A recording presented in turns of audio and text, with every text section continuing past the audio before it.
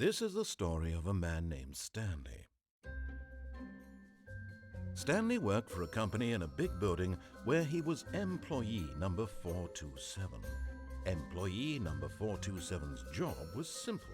He sat at his desk in room 427 and he pushed buttons on a keyboard. Orders came to him through a monitor on his desk, telling him what buttons to push, how long to push them, and in what order. This is what employee 427 did every day of every month of every year. And although others might have considered it soul-rending, Stanley relished every moment that the orders came in, as though he had been made exactly for this job. And Stanley was happy. And then one day, something very peculiar happened. Something that would forever change Stanley. Something he would never quite forget. He had been at his desk for nearly an hour when he realized that not one single order had arrived on the monitor for him to follow. No one had showed up to give him instructions, call a meeting, or even say hi. Never in all his years at the company had this happened, this complete isolation. Something was very clearly wrong. Shocked, frozen solid, Stanley found himself unable to move for the longest time. But as he came to his wits and regained his senses, he got up from his desk and stepped out of his office.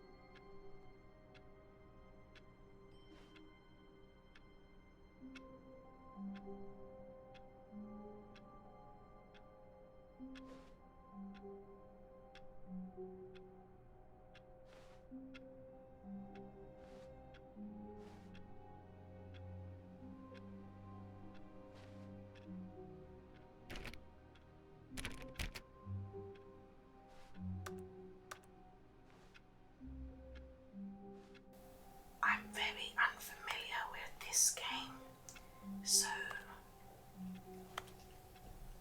we'll discover it together, okay? You can't press anything at this point.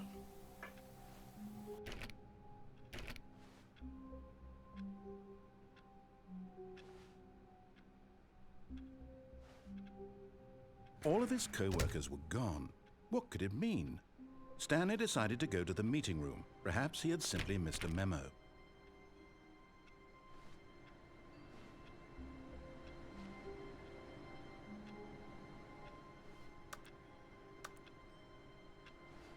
No matter how hard Stanley looked, he couldn't find a trace of his co-workers.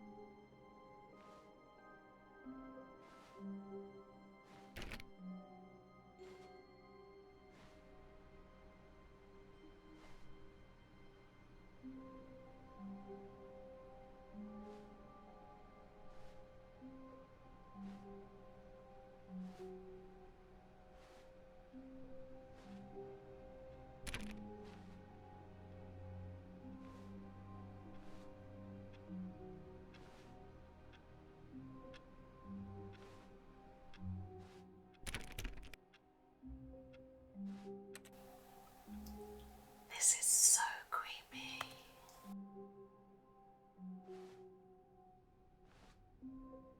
Oh my god. I actually have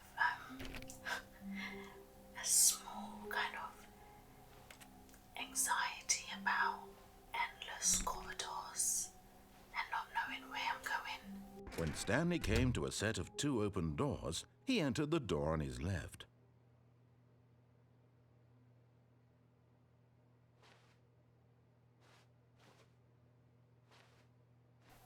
I'm gonna follow the instructions.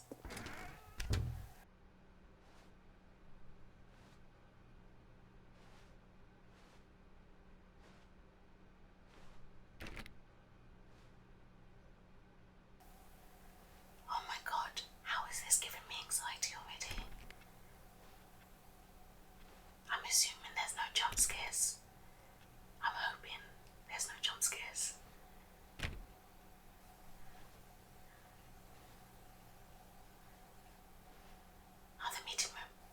Yet there was not a single person here either. Feeling a wave of disbelief, Stanley decided to go up to his boss's office, hoping he might find an answer there.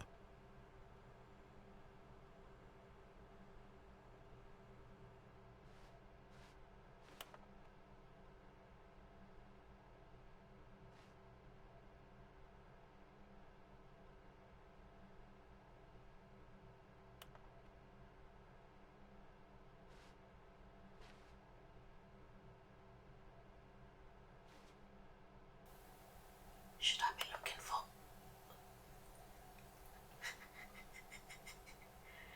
I was going to say, should I be looking for clues?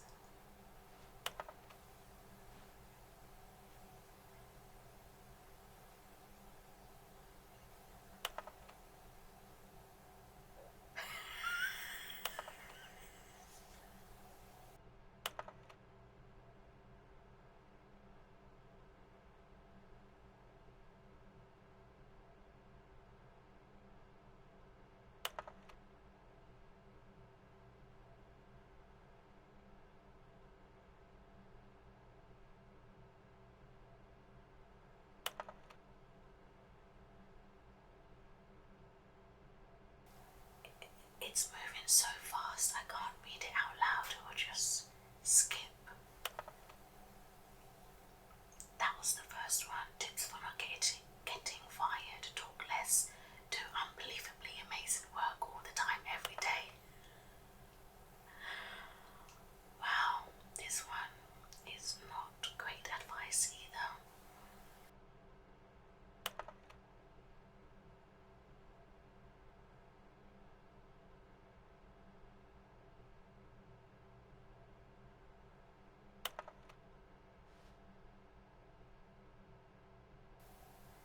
What do people want?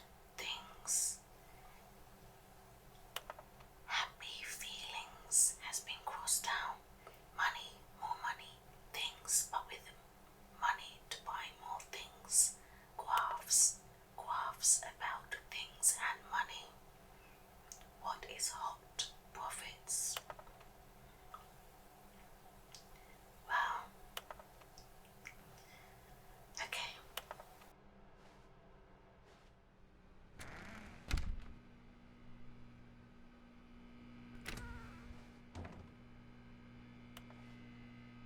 Stanley stepped into the broom closet, but there was nothing here, so he turned around and got back on track.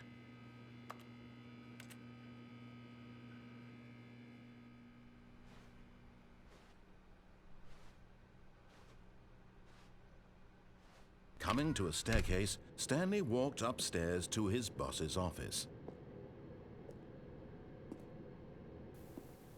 At the moment, I'm like, should I follow what I'm being told?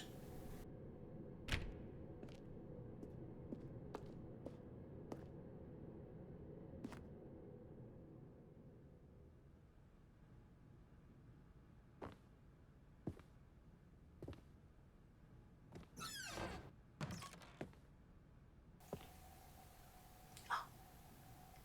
To be rich, is it a crime? To commit crimes, isn't it rich? What a life it would be to have to pick just one.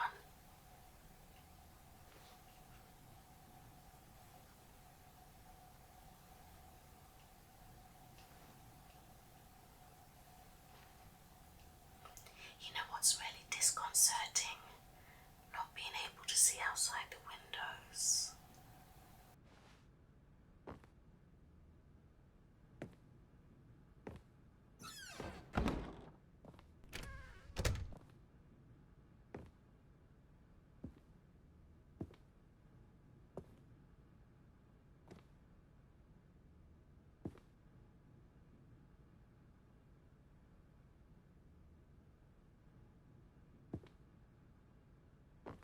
Stepping into his manager's office, Stanley was once again stunned to discover not an indication of any human life. Shocked, unraveled, Stanley wondered in disbelief who orchestrated this. What dark secret was being held from him? What he could not have known was that the keypad behind the boss's desk guarded the terrible truth that his boss had been keeping from him, and so the boss had assigned it an extra secret PIN number, 2845. But of course, Stanley couldn't possibly have known this.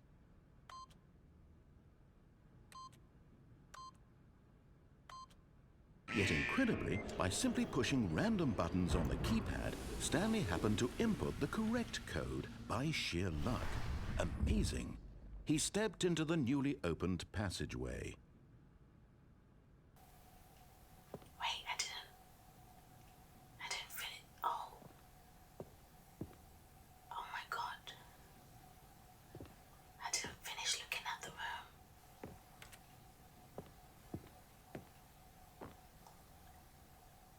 Is this a horror game? Did I choose a horror game?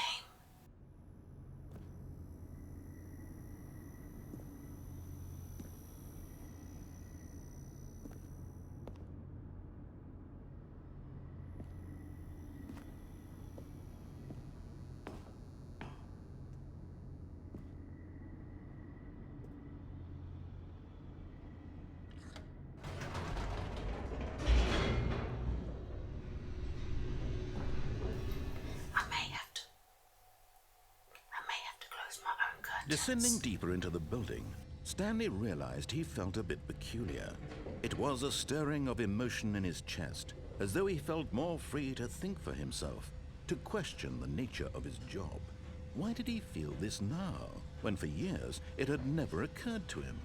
This question would not go unanswered for long.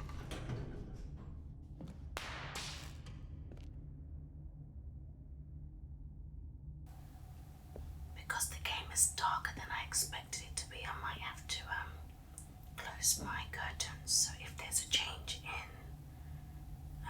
oh my God, environment, that is why.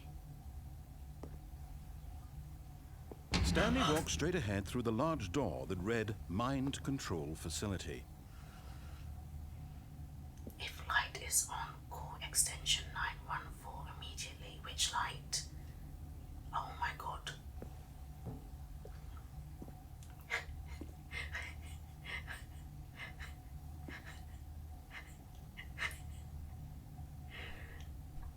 Oh.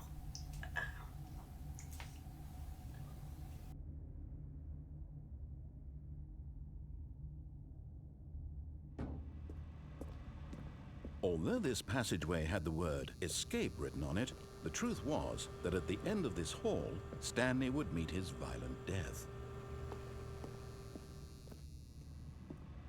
But of course, Stanley thought better of it and realized he simply had too much to live for.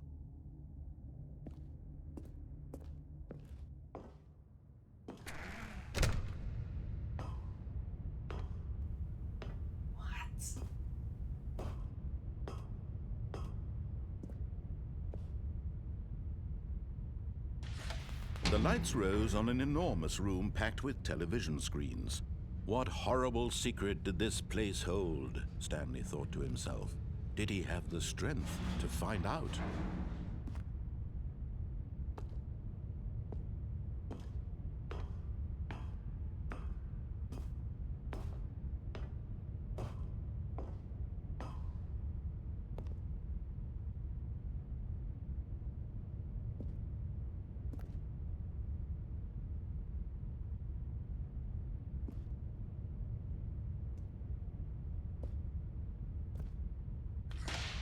Now the monitors jumped to life, their true nature revealed.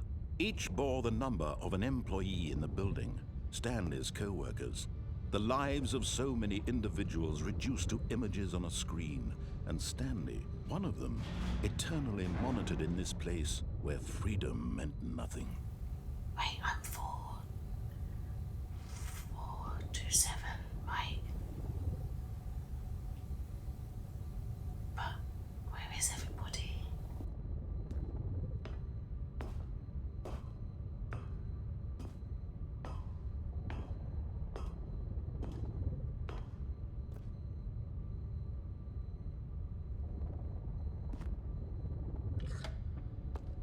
This mind control facility, it was too horrible to believe. It couldn't be true. Had Stanley really been under someone's control all this time? Was this the only reason he was happy with his boring job? That his emotions had been manipulated to accept it blindly? No, he refused to believe it. He couldn't accept it. His own life in someone else's control? Never! It was unthinkable, wasn't it? Was it even possible? Had he truly spent his entire life utterly blind to the world?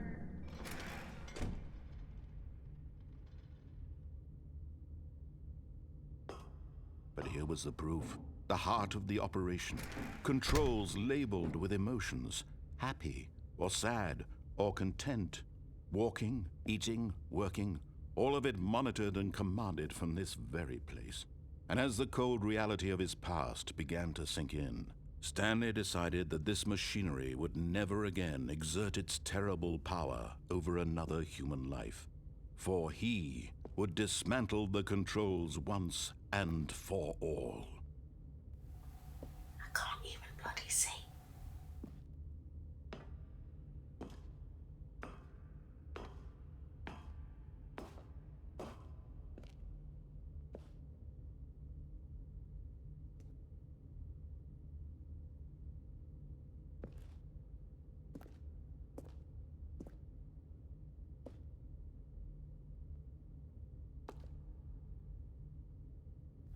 I honestly, is that stairs? Okay. It's so dark. Oh, what's this?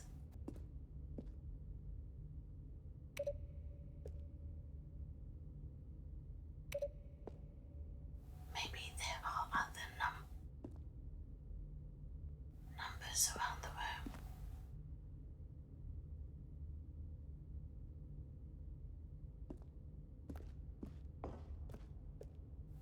Wait, there are.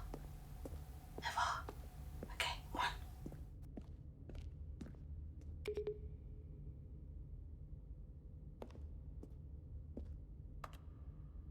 2.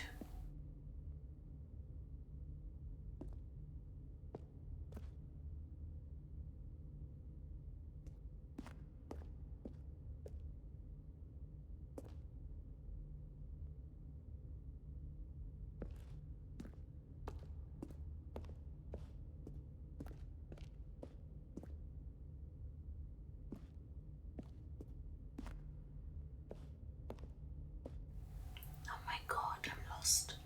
Oh my goodness, I can't see. Oh wait, what's that one? 3.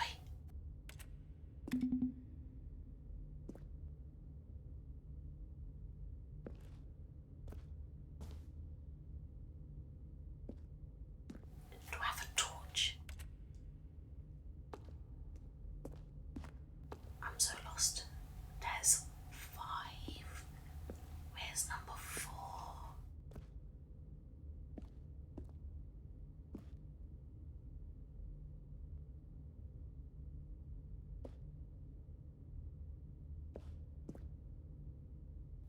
Wait, is this? Oh, okay. Guys, I couldn't find. Oh, what's that up there?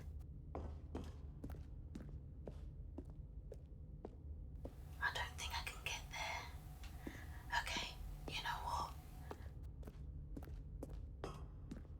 I'm moving on.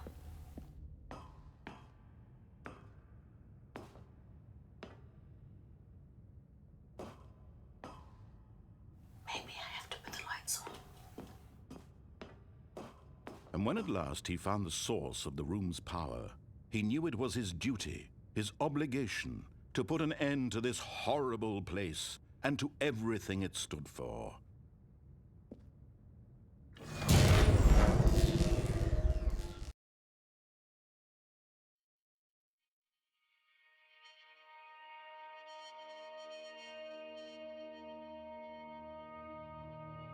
Blackness and a rising chill of uncertainty. Was it over? Yes, he had won. He had defeated the machine, unshackled himself from someone else's command. Freedom was mere moments away. And yet, even as the immense door slowly opened, Stanley reflected on how many puzzles still lay unsolved. Where had his co-workers gone? How had he been freed from the machine's grasp? What other mysteries did this strange building hold? But as sunlight streamed into the chamber, he realized none of this mattered to him, for it was not knowledge or even power that he had been seeking, but happiness. Perhaps his goal had not been to understand, but to let go. No longer would anyone tell him where to go, what to do, or how to feel. Whatever life he lives, it will be his. And that was all he needed to know. It was perhaps the only thing worth knowing. Stanley stepped through the open door.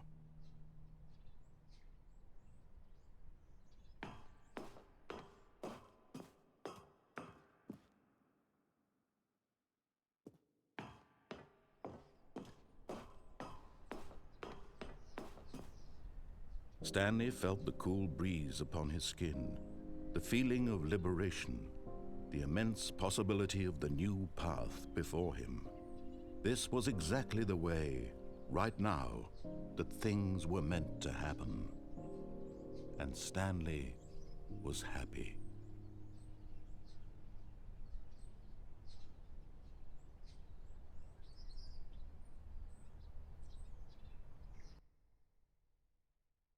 The end is never.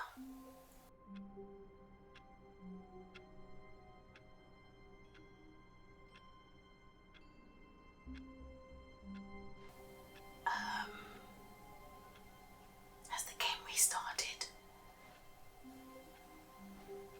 All of his co-workers were gone. What could it mean? Stanley decided to go to the meeting room. Perhaps he had simply missed a memo.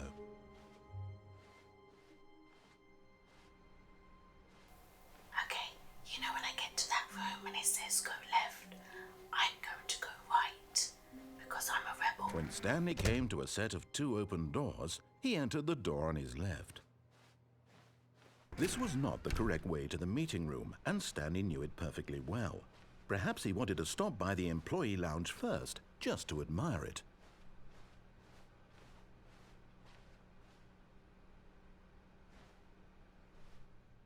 Ah, yes, truly a room worth admiring.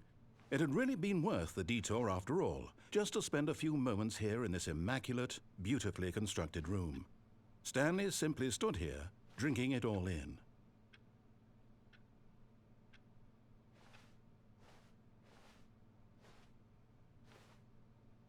Yes, really, really worth it being here in the room. A room so utterly captivating that even though all your co-workers have mysteriously vanished, here you sit looking at these chairs and some paintings. Really worth it. But eager to get back to business, Stanley took the first open door on his left.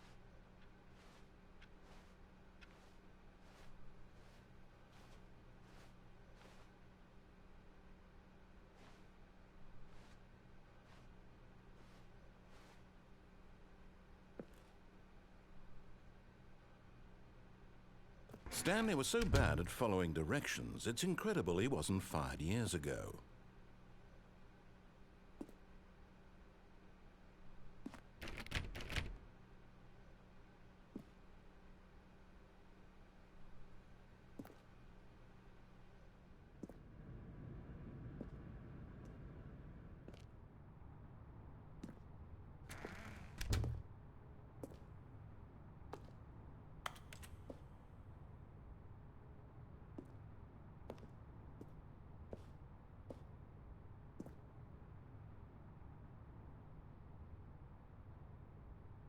Rent a fence. Look, Stanley, I think perhaps we've gotten off on the wrong foot here. I'm not your enemy, really, I'm not. I realize that investing your trust in someone else can be difficult, but the fact is that the story has been about nothing but you all this time. There's someone you've been neglecting, Stanley. Someone you've forgotten about. Please, stop trying to make every decision by yourself. Now, I'm not asking for me, I'm asking for her. This is it, Stanley. Your chance to redeem yourself, to put your work aside, to let her back into your life. She's been waiting.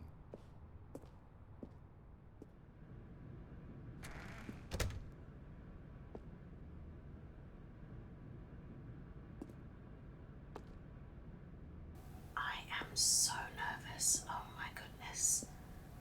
What have I gotten myself into? It's... That's her, Stanley. You need to be the one to do this, to reach out to her.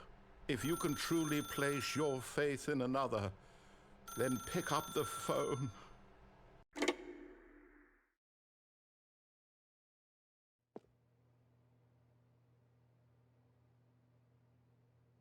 Oh, Stanley, is that you? Hold on, sweetie. Sorry to keep you waiting. I'm just pulling the bread out of the oven. All right. Okay, there we go. All right, now, I want you to come in and tell me all about your day.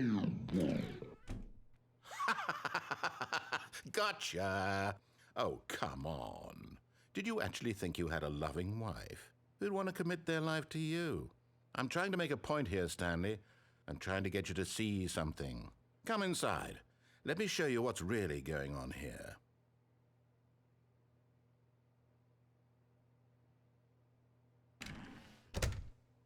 This is a very sad story about the death of a man named Stanley. Stanley is quite a boring fellow. He has a job that demands nothing of him, and every button that he pushes is a reminder of the inconsequential nature of his existence. Look at him there, pushing buttons, doing exactly what he's told to do. Now he's pushing a button. Now he's eating lunch. Now he's going home. Now he's coming back to work. One might even feel sorry for him, except that he's chosen this life. But in his mind, in his mind he can go on fantastic adventures. From behind his desk, Stanley dreamed of wild expeditions into the unknown, fantastic discoveries of new lands. It was wonderful, and each day that he returned to work was a reminder that none of it would ever happen to him.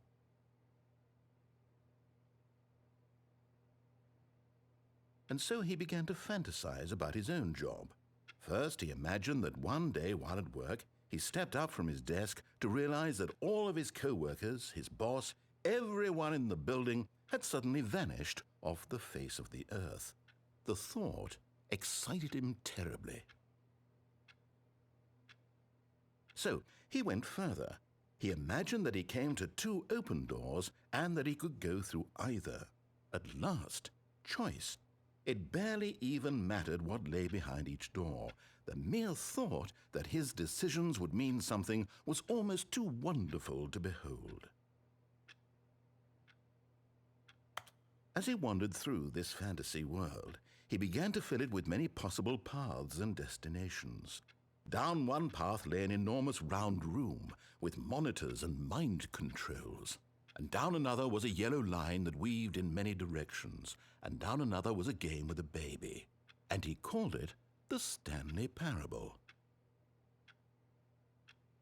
It was such a wonderful fantasy, and so in his head he relived it again, and then again, and again, over and over, wishing beyond hope that it would never end, that he might always feel this free. Surely there's an answer down some new path, mustn't there be? Perhaps if he played just one more time. But there is no answer. How could there possibly be? In reality, all he's doing is pushing the same buttons he always has. Nothing has changed. The longer he spends here, the more invested he gets, the more he forgets which life is the real one.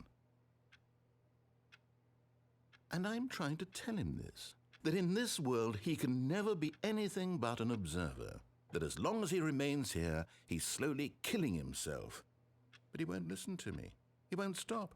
Here, watch this. Stanley, The next time the screen asks you to push a button, do not do it.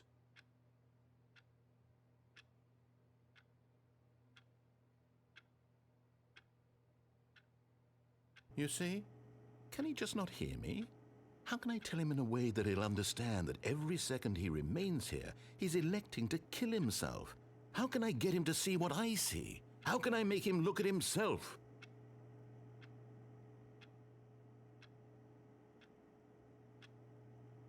I suppose I can't, not in the way I want him to. But I don't make the rules. I simply play to my intended purpose, the same as Stanley. We're not so different, I suppose. I'll try once more to convey all this to him. I'm compelled to. I must. Perhaps, well, maybe this time he'll see. Maybe this time. And I tried again, and Stanley pushed a button. And I tried again, and Stanley pushed a button. And I tried.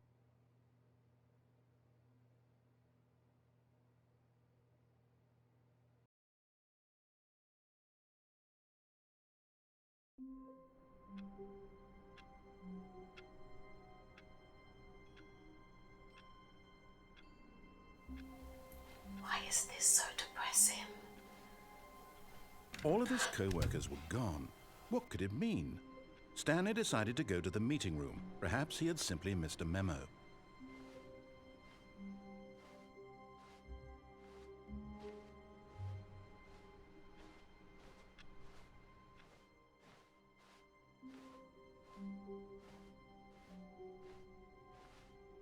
When Stanley came to a set of 2 open doors, he entered the door on his left.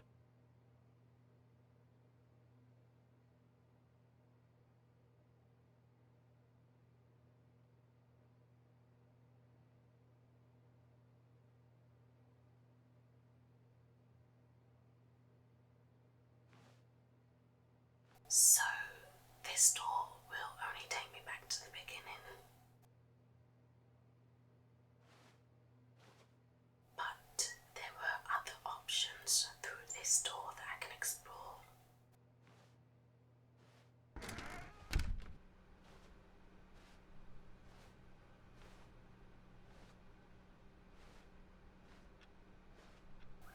This is like a really ugly severance. Yet there was not a single person here either. Feeling a wave of disbelief, Stanley decided to go up to his boss's office, hoping he might find an answer there.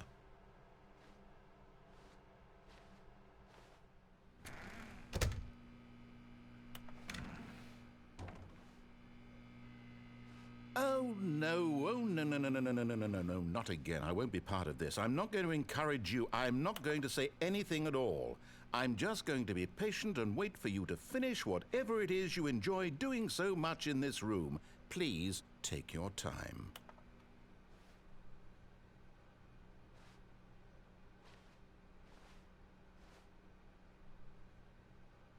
Coming to a staircase, Stanley walked upstairs to his boss's office.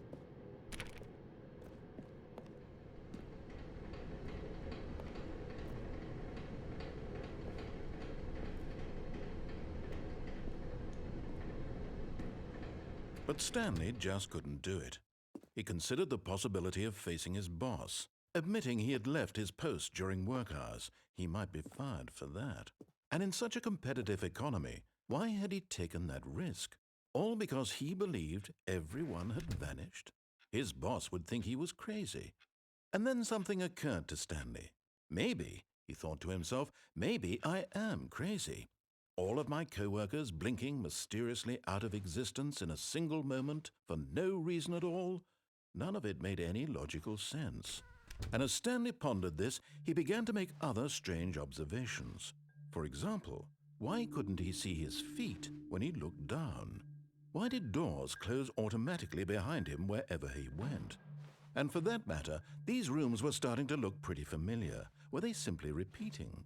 No, Stanley said to himself, this is all too strange. This can't be real. And at last, he came to the conclusion that had been on the tip of his tongue. He just hadn't found the words for it. "I'm dreaming!" he yelled. "This is all a dream." Oh, what a relief Stanley felt to have finally found an answer, an explanation. His co-workers weren't actually gone. He wasn't going to lose his job. He wasn't crazy after all. And he thought to himself, I suppose I'll wake up soon. I'll have to go back to my boring real-life job pushing buttons. I may as well enjoy this while I'm still lucid. So, he imagined himself flying and began to gently float above the ground. Then he imagined himself soaring through space on a magical starfield, and it too appeared. It was so much fun, and Stanley marveled that he had still not woken up. How was he remaining so lucid?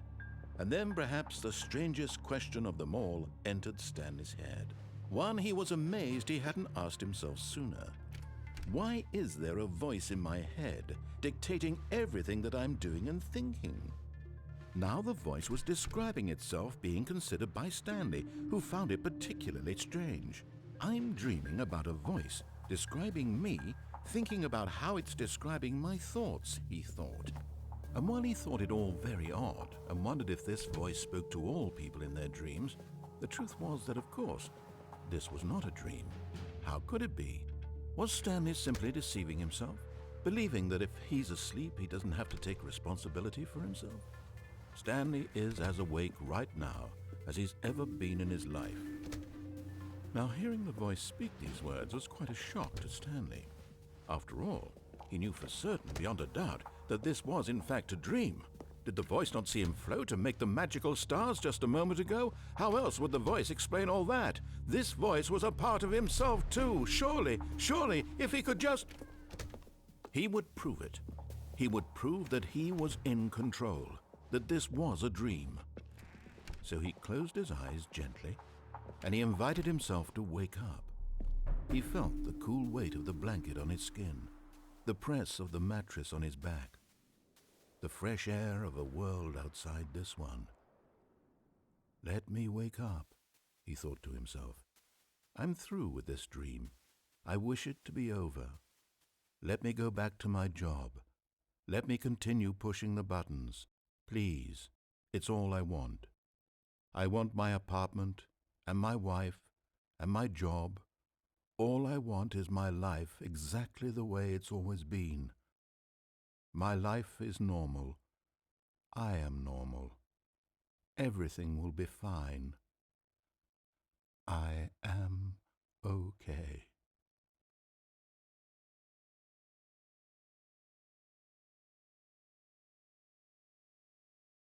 Stanley began screaming. Please, someone, wake me up. My name is Stanley. I have a boss. I have an office. I am real. Please, just someone tell me I am real. I must be real. I must be. Can anyone hear my voice? Who am I? Who am I? And everything went black.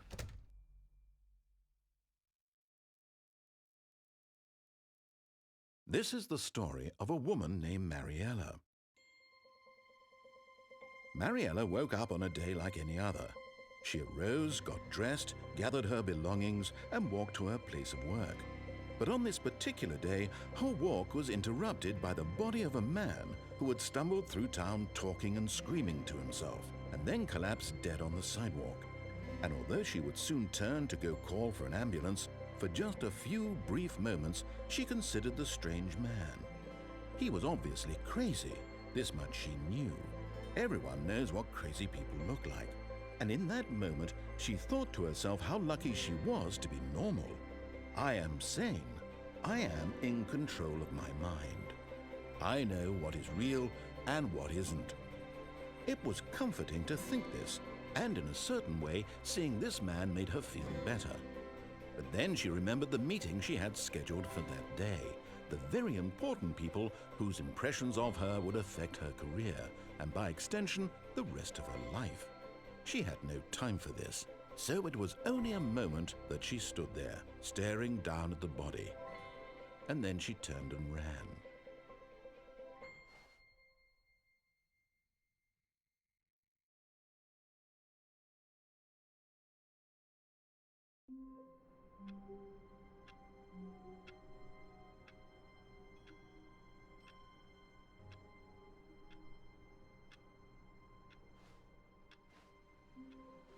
All of his co-workers were gone.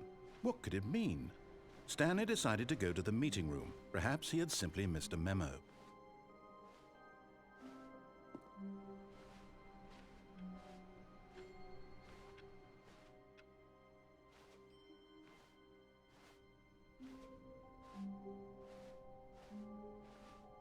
When Stanley came to a set of 2 open doors, he entered the door on his left.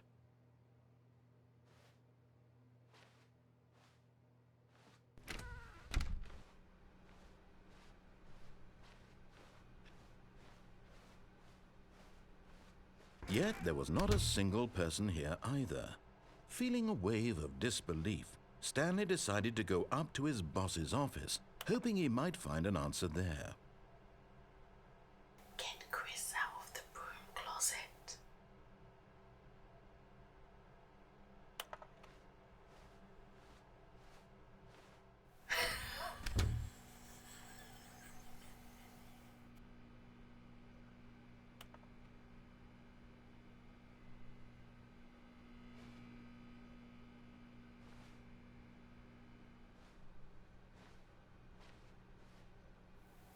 Coming to a staircase, Stanley walked upstairs to his boss's office.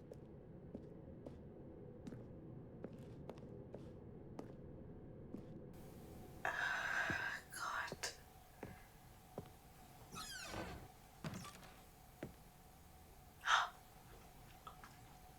Money in the morning, money in the evening, money for breakfast, money crisp.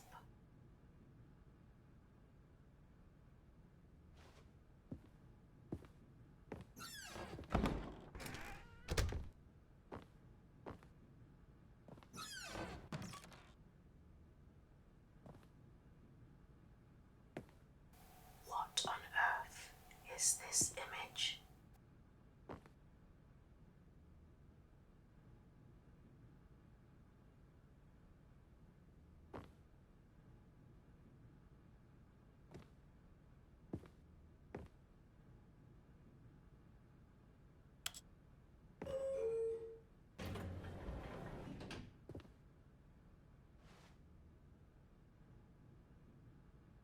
Do we want to go up or down?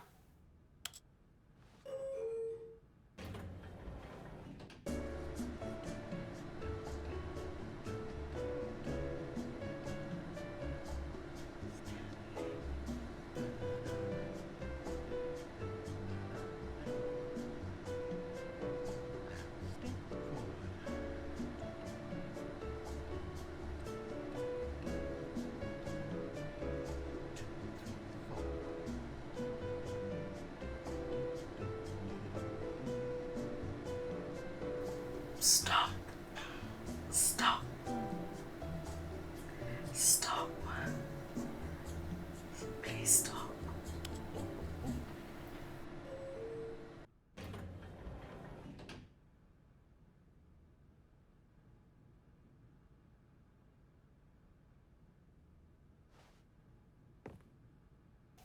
Okay, let's go down. Let's go down.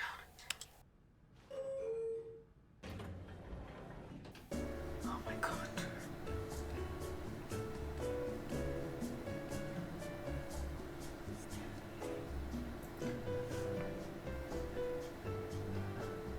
It's saying my name.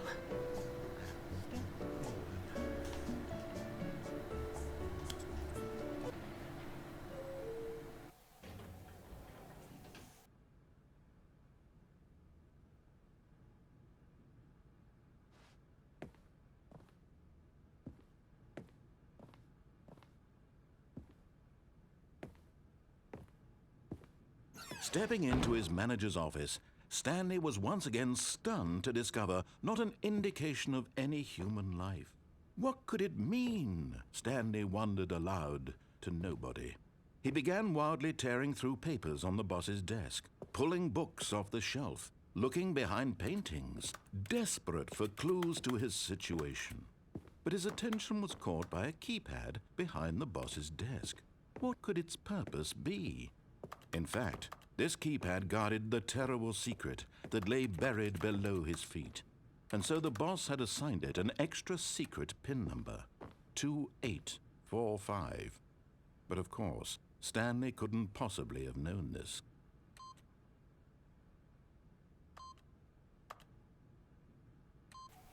Oops. Stanley just sat around twiddling his thumbs. Trying to input anything on the device was useless, since he could never possibly know that the combination was 2845. Yet incredibly, by simply pushing random buttons on the keypad, Stanley happened to input the correct code by sheer luck. Amazing. He stepped into the newly opened passageway.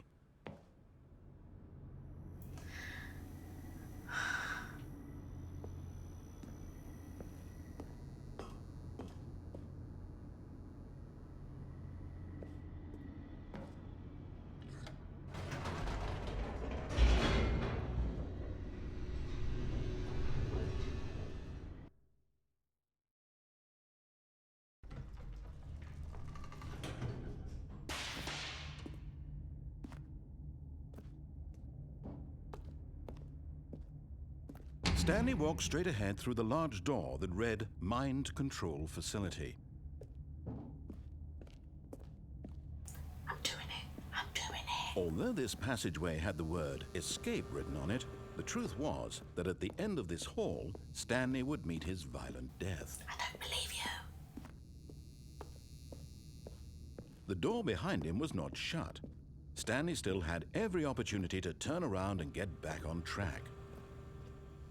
At this point, Stanley was making a conscious, concerted effort to walk forward and willingly confront his death.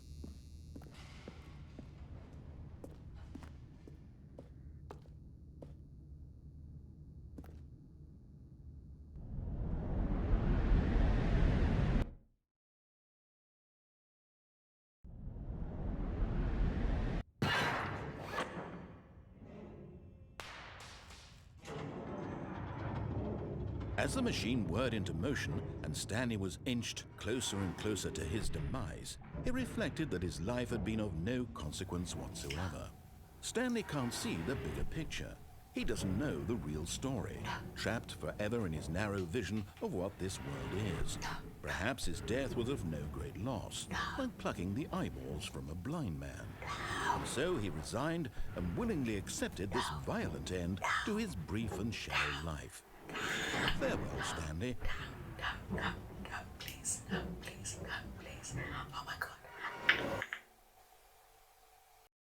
Farewell, Stanley, cried the narrator, as Stanley was led helplessly into the enormous metal jaws. In a single visceral instant, Stanley was obliterated as the machine crushed every bone in his body, killing him instantly.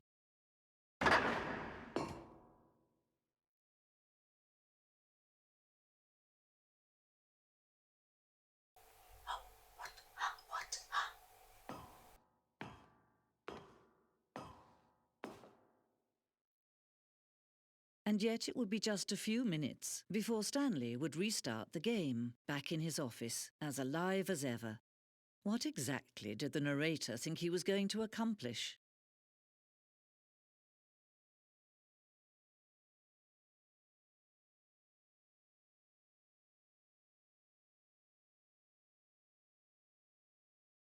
When every path you can walk has been created for you long in advance, death becomes meaningless, making life the same. Do you see now? Do you see that Stanley was already dead from the moment he hit start? Oh look. Wait, oh my God, wait, what? That's my office. Office layout. This blueprint shows the office from the beginning of the game.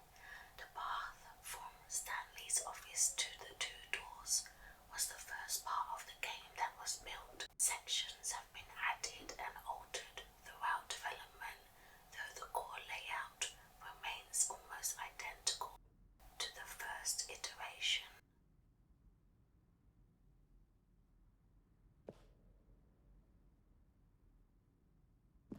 Look, this is the game.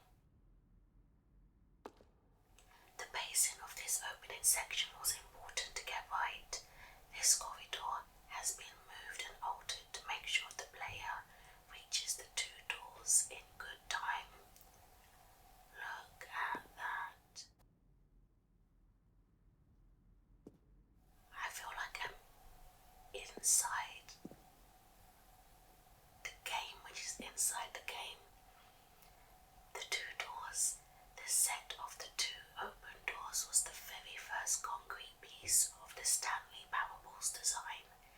Once this room was created, the rest of the game emerged as an extension of it, an exploration of the contradiction this room posed. Oh my god, this is so cool.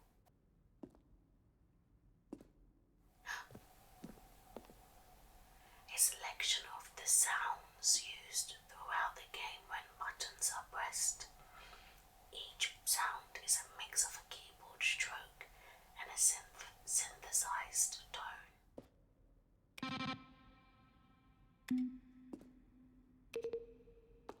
We couldn't find number 4 though.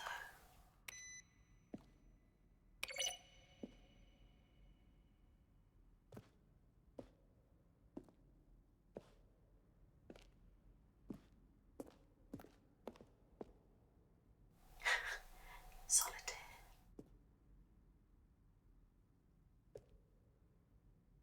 This is so cool. I feel like I've missed a section of the game though. Wow.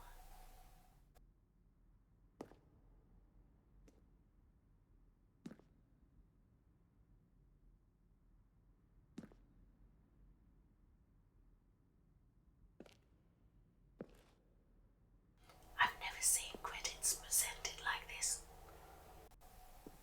I really hope my microphone didn't catch that. Very loud helicopter sound in the background.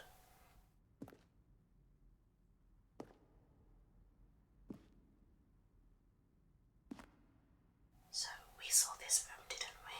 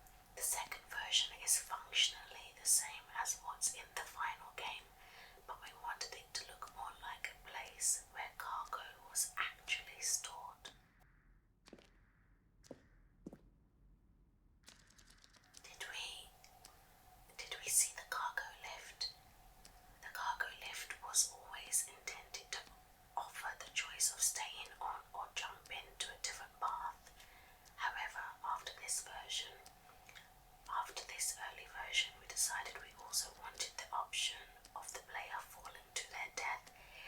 Okay, so I considered jumping off, but didn't. I really do feel like I'm in a gallery with just endless quiet rooms.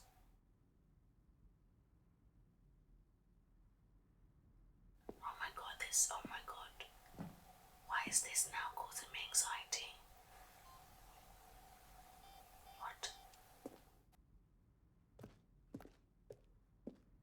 I'm so confused.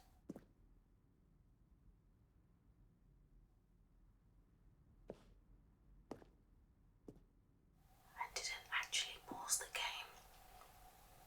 Escape menu. For a long time we had an ending that only ended when the player restarted from the escape menu. Unfortunately, very few players realised this was what they were supposed to do, which was frustrating for everyone. This kind of makes you realise just how much different ideas and concepts and development takes part in a relatively simple indie game. Sending. This screenshot depicts an early version of the ending known as the Sending, which was eventually cut and merged with another part of the game. We never saw this. Sending levers. These levers were originally a part of the Sending. The players would pull a lever and the narrator would describe what colour they had pulled.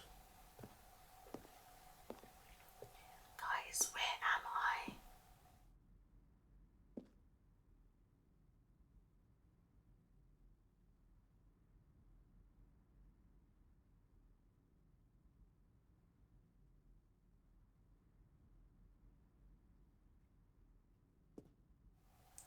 Trailers.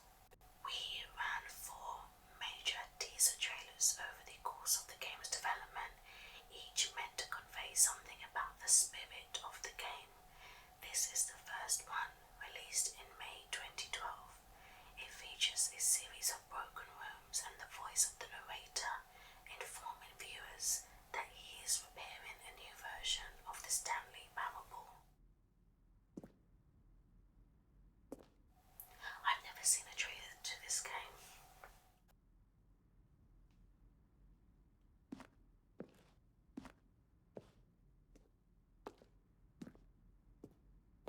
Wait, where have I been? Oh.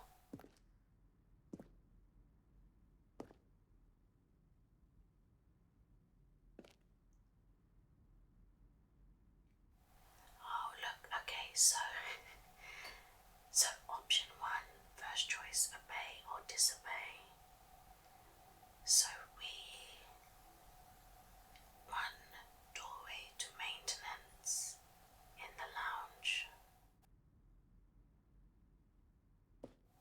2 doorways to the maintenance.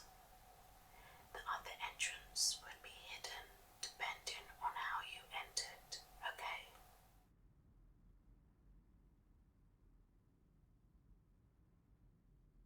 There's a vent. I didn't see the vent. 1 doorway to maintenance in the lounge in the original back on the track option.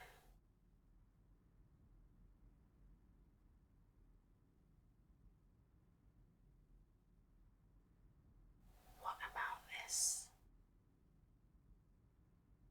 Oh my goodness. Do I have to play this game again? Maintenance layout. The flow of hallways following the first 2 doors was important to get right, since players will replay them so many times. We discussed a number of designs, but ultimately it was the simplest version that won out.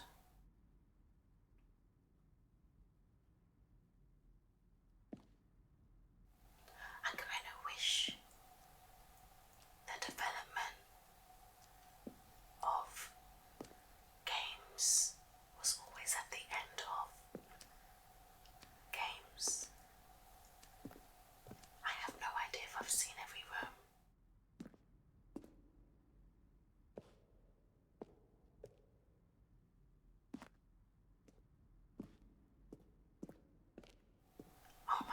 There's so many rooms.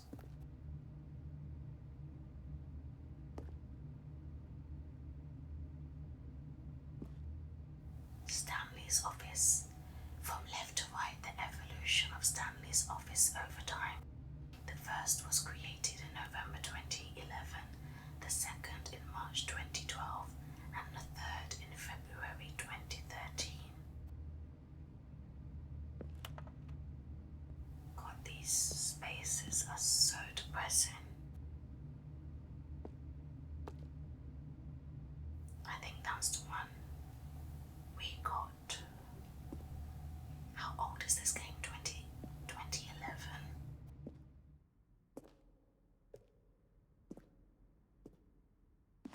Game design mock-up. This is the level that William, the level designer, sent Davey, the writer, as a kind of audition piece.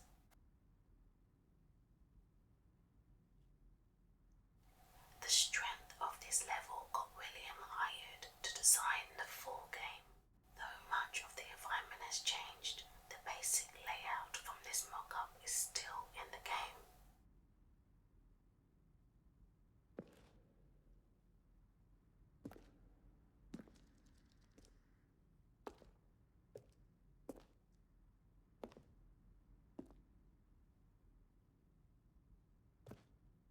Countdown room.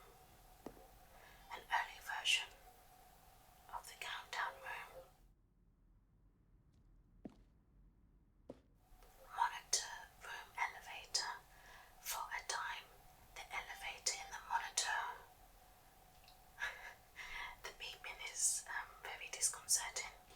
For a time, the elevator in the monitor room could go up or down with freedom above and countdown below. I always chose to go down. We abandoned this when players found it too difficult to remember what was up and what was down, and placed the two endings together instead. Wait, where have I been? I have the worst sense of direction. Freedom ending.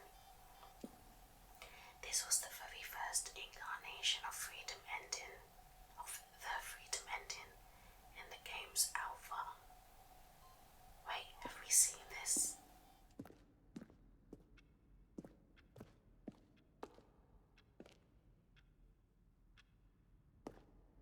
Boss's office.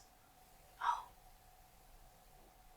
Screens from the development of the boss's office.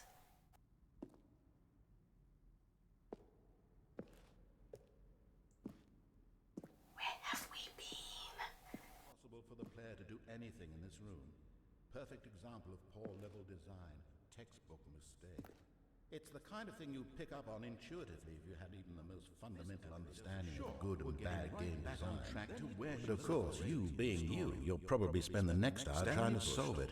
Here, I'm just going to make this easy on you. Well, try the other one then.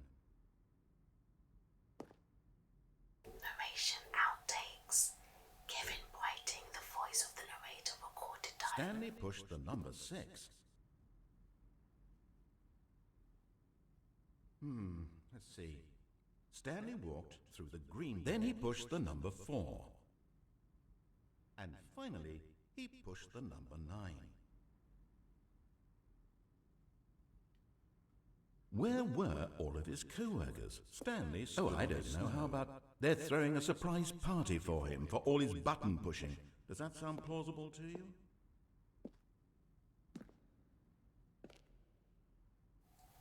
Underground. An early version of the underground portion of the game.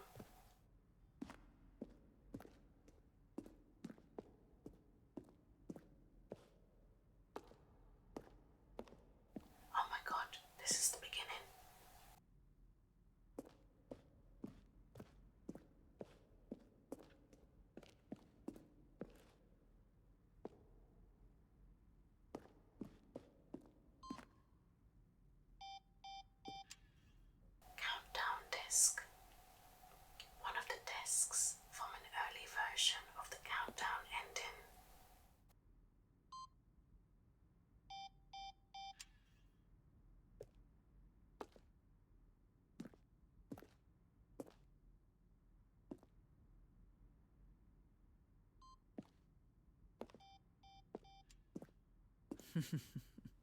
Oh, look at these two. How they wish to destroy one another. How they wish to control one another. How they both wish to be free.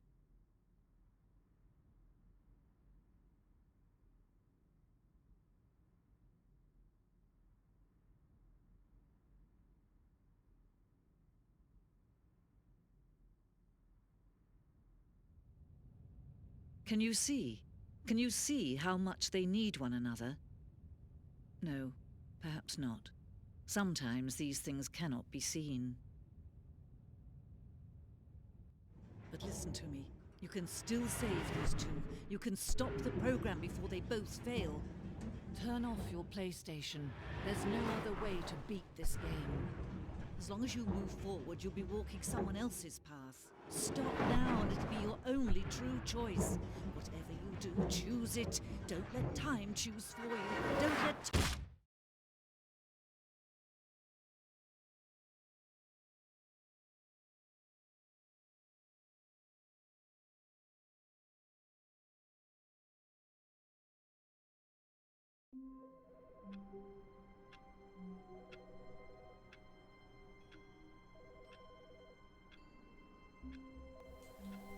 I have no idea what is going on.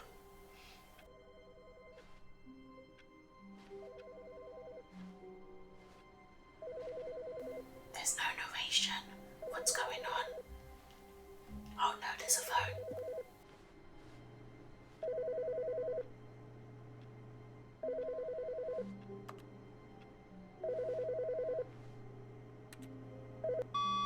Hello.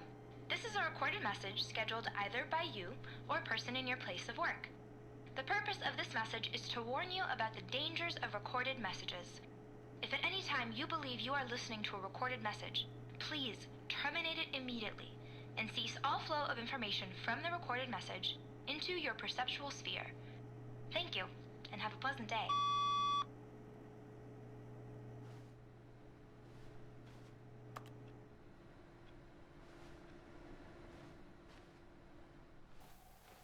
What is happening?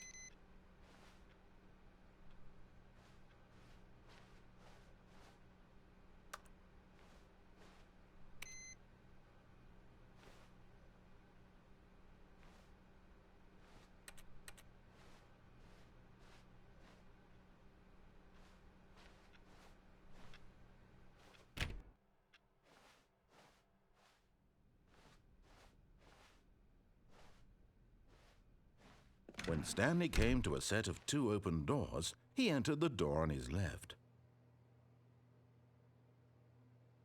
Wasn't there a vent on this side? This was not the correct way to the meeting room, and Stanley knew it perfectly well. Perhaps he wanted to stop by the employee lounge first, just to admire it. Wow. Yes, this room. What a beautiful room. What a gorgeous, gorgeous room. Thank goodness Stanley had taken this detour on his way to the meeting room. Life without having experienced this room was now too horrible even to consider.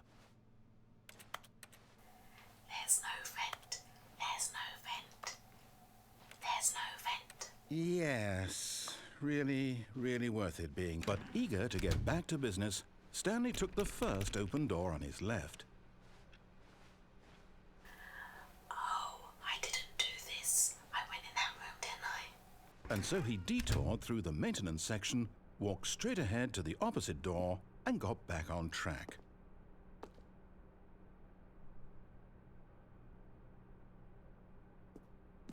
Wait a minute. Wait a minute. Wait a minute.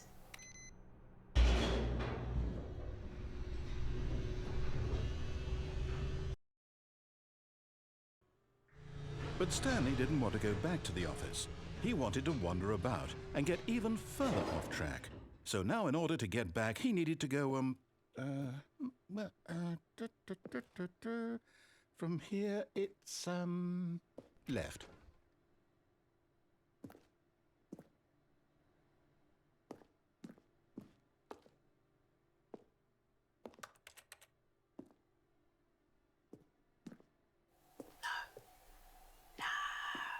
Oh, no, it's to the right, my mistake.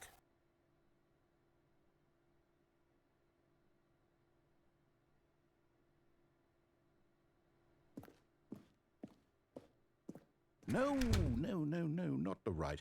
Why would I have ever said it was to the right? What was I thinking? It's clearly... Oh dear, would you hold on for a minute, please?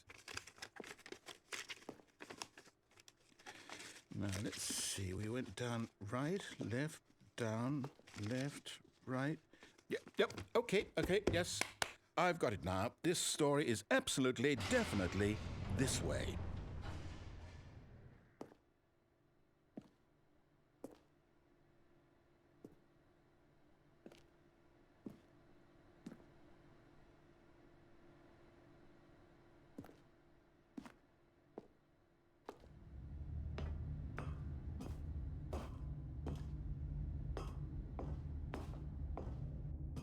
No. This isn't right at all. You're not supposed to be here yet. This is all a spoiler. Quick, Stanley, close your eyes. Okay. We just have to get back to, oh, who am I kidding? It's all rubbish now. The whole story completely unusable. How about, rather than waste my time trying to salvage this nonsense, we'll just restart the game from the beginning. And this time, suppose we don't wander so far off track, Okay, from the top.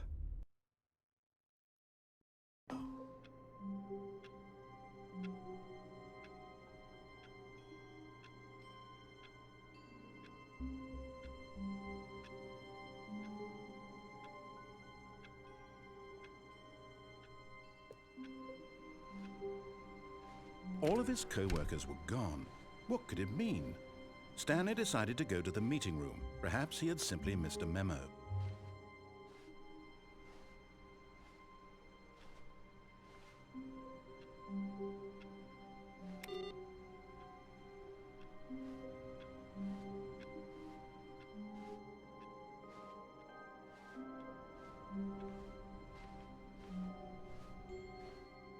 When Stanley... Wait, what? No, I restarted. I swear I definitely restarted the game over, completely fresh. Everything should be... Oh, did something change? Stanley, did you change anything when we were back in that room with all the monitors? Did you move the story somewhere or... Hold on. Why am I asking you? I'm the one who wrote the story. It was right here just a minute ago. I know for sure that it's here somewhere. Okay, then. It's an adventure. Come, Stanley. Let's find the story.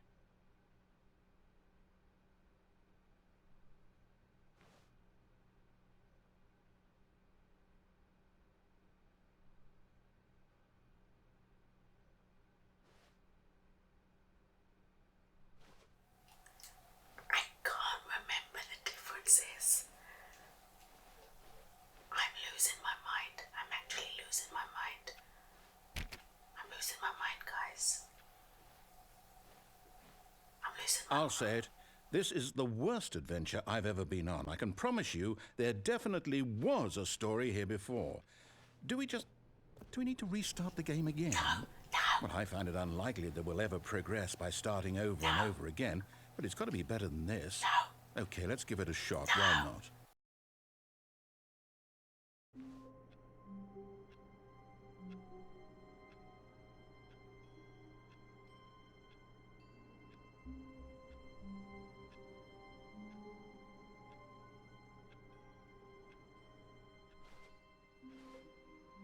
All of his co-workers were gone.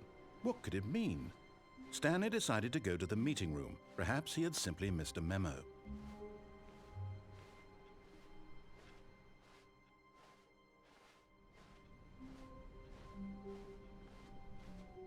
Okay, yep, it's worse. I might be remembering this wrong. It's possible the story is back where we just came from. Why don't we go back the other direction and see if we missed anything?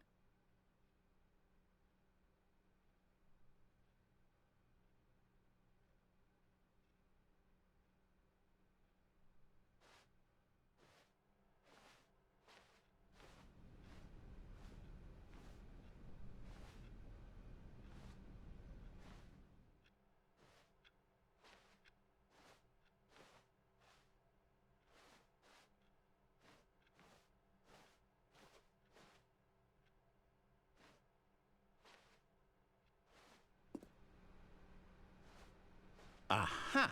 I knew we'd miss something. The story. Here it comes.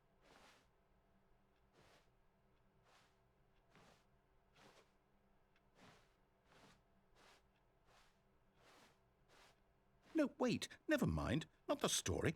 Okay, let's head back the other way and retrace our steps.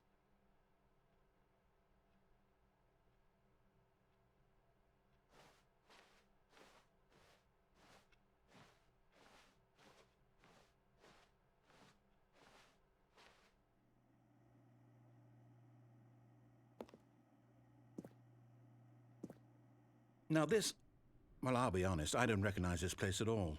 Is this the story? I don't think so.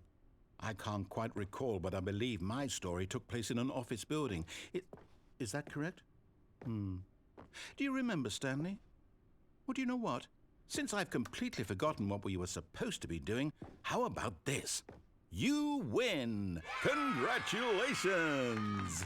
I know you put in a lot of hard work, and it really paid off, so good job. Oh, no. No, I don't feel right about this at all. We both know you didn't put in any actual work for that win. Some people win fair and square, and this was not one of those situations. Okay, I'm getting weirded out by whatever this place is. I don't care what might happen this time. I have to restart.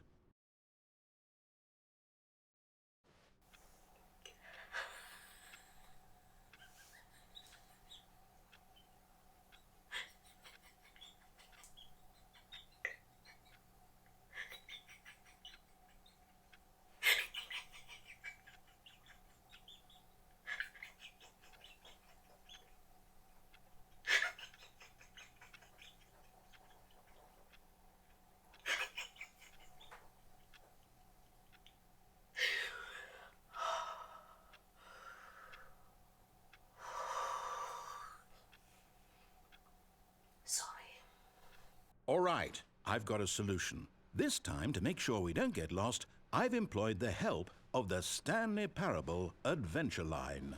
Just follow the line. How simple is that?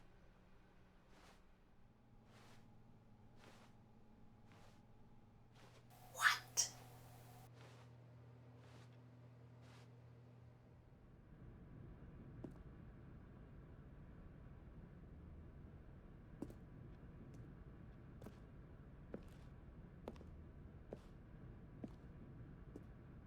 You see?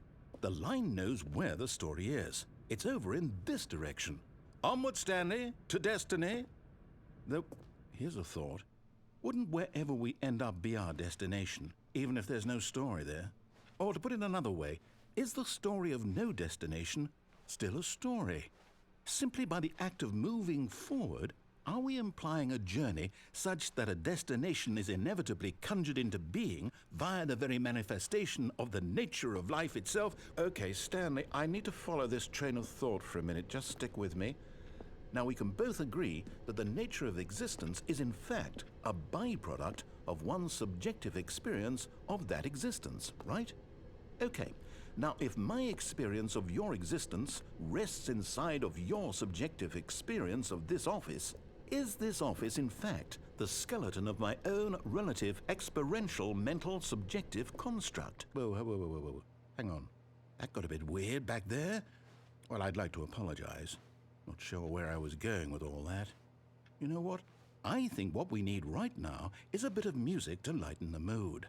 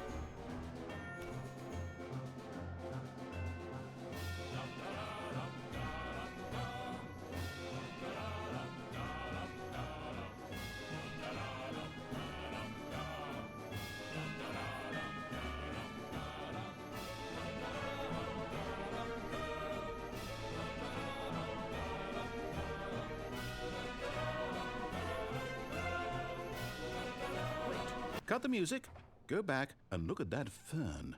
Stanley, this fern will be very important later in the story. Make sure you study it closely and remember it carefully. You won't want to miss anything.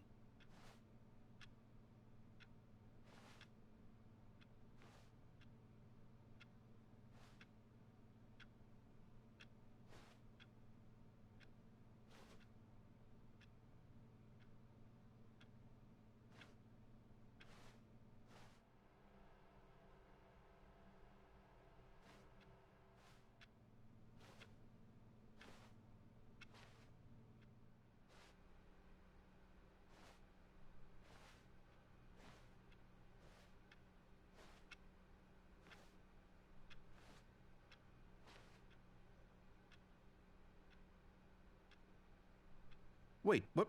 We're back at the office? No. Line, you do know we're looking for the Stanley Parable, right? The story?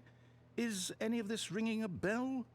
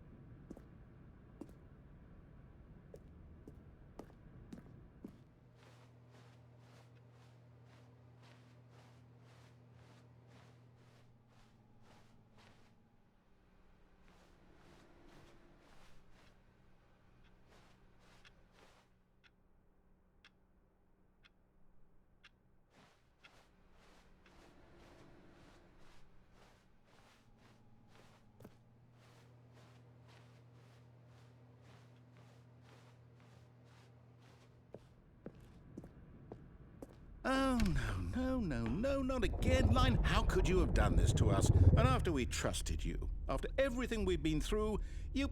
Oh, I can't take this anymore. To hell with it. Restart.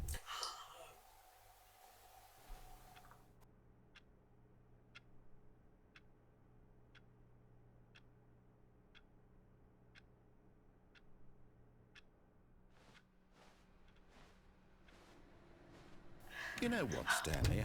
I say forget the adventure line. What's it ever done for us? We're intelligent people, right?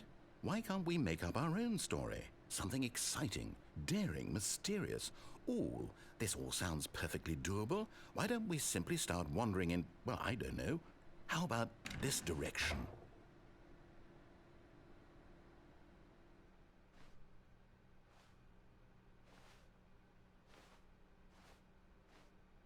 Now, yes, this is exciting. Just me and Stanley forging a new path, a new story. Well, it could be anything. What do you want our story to be? Go wild. Use your imagination. Whatever it might be, Stanley, I'm ready for it.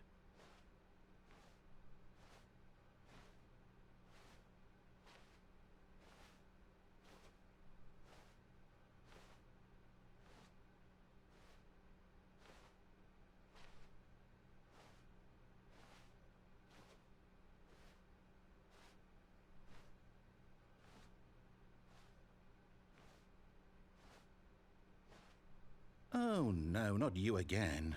Stanley, I'd also like to veto the line from having any role in our awesome new story. No lines or monitor rooms. Just don't acknowledge it, and we should be fine.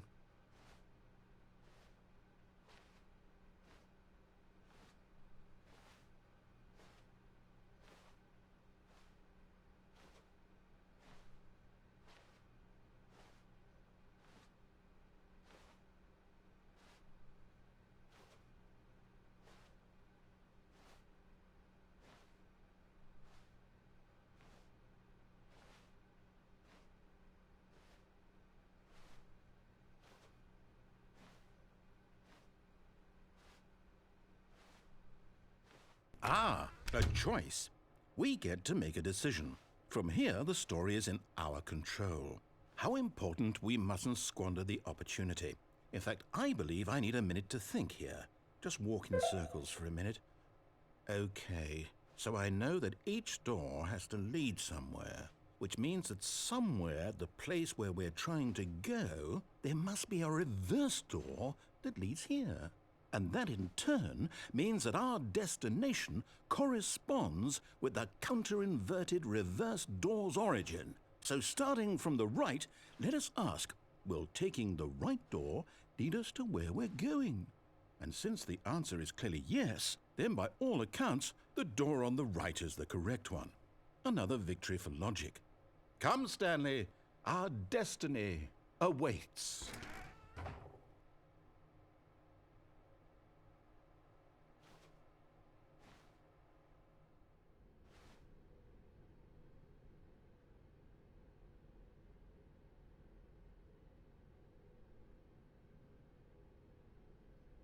Oh, hold up, what's this? The confusion ending. You're telling me that's what this is? It's all one giant ending? And we're supposed to restart the game, what, eight times? That's really how all this goes? It's all determined? So now, according to the schedule, I restart again. Then what? Am I just supposed to forget? Well, what if I don't want to forget? My mind goes blank simply because it's written here on this thing, wall. Well, who consulted me? Why don't I get to decide? Why don't I get a say in all of this? Is it really? No, it can't be. I don't want it to be. I don't want the game to keep restarting. I don't want to forget what's going on. I don't want to be trapped like this. I won't restart the game. I won't do it. I won't do it. I won't do it. And the timer stopped? Does that mean, did we do it? Did we break the cycle? The, whatever it is that made this schedule? How would we even know? Will someone come for us? Will something happen? So, okay.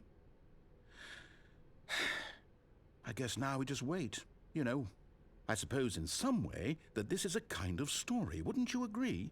I'm not quite sure if we're in the destination or the journey, though they're always saying that life is about the journey and not the destination, so I hope that's where we are right now.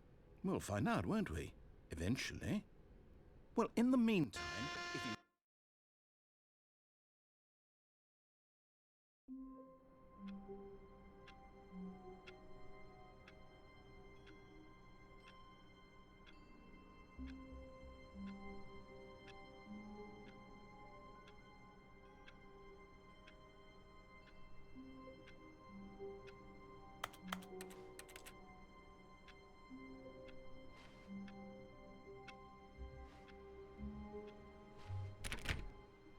All of his co-workers were gone. What could it mean? Stanley decided to go to the meeting room. Perhaps he had simply missed a memo.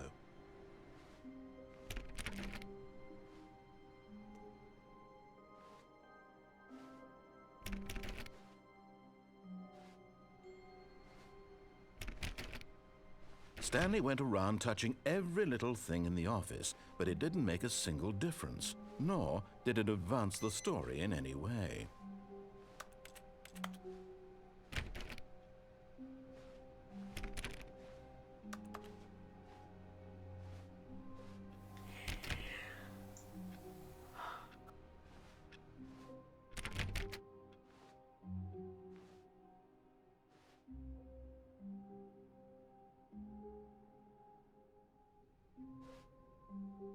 Oh, new content?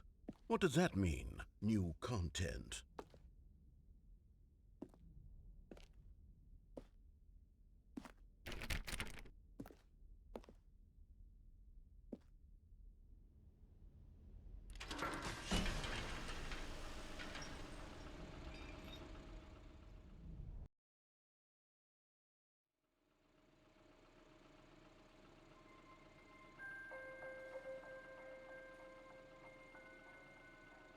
Hello, and thank you for playing The Stanley Parable Ultra Deluxe.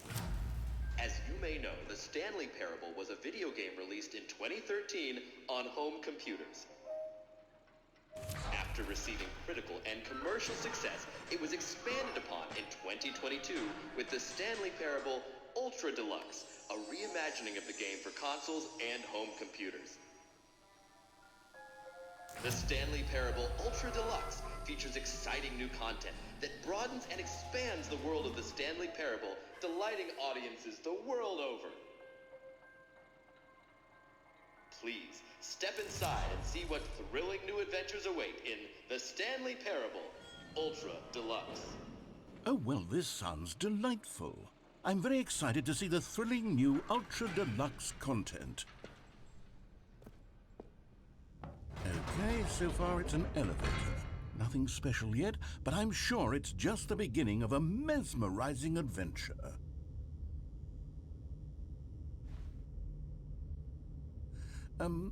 Is it broken? What's going on here? Should we be moving somewhere or... Oh, there we go. All right, finally, at long last, it's on to the new content. I've never been more ready. Let's do it.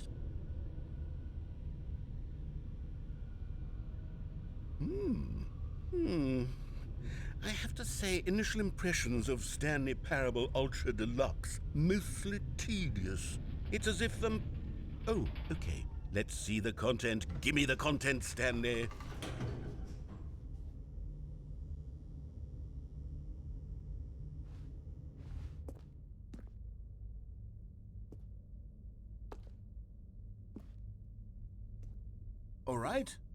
All right, let's see. It's the jump circle.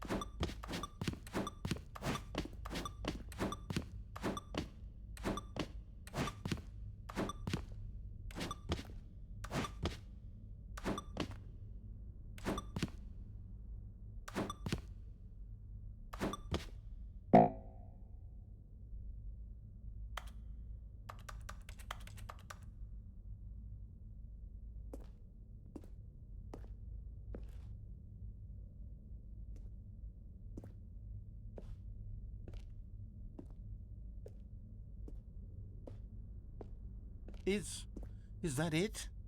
Surely that's not all the new content. There has to be something else, right?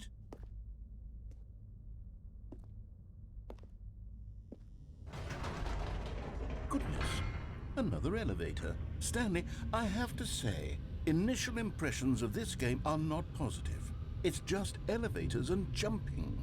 Is this what passes for exciting new content?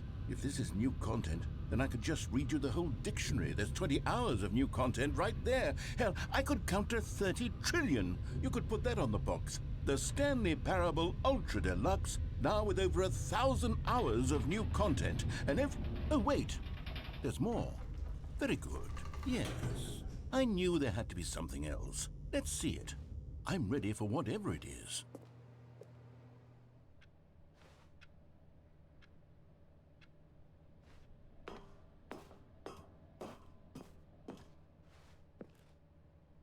That's it? Oh, you've got to be kidding me. You see, Stanley? This is what happens when greedy video game developers with no respect for their fan base rush a cheap expansion to market for no reason other than to make an easy dollar. And don't get me started on the level of craftsmanship that's gone into it. In fact, I'm looking right now at the game's trophies, and it's hard to believe one of them actually says, "Test trophy, please ignore." What quality assurance department signed off on this? I'm infuriated and I'm offended, and I intend to find these people on Twitter and hold them personally accountable. It's my fault, Stanley. I built up too much anticipation around the new content, I'm afraid. It could never have lived up to such expectations. If you're still with me, why don't we just reset the game, and we'll try to get back to what the Stanley Parable is really about. No frills, no gimmicks. Just you and me having a great time together like always. What do you say, friend?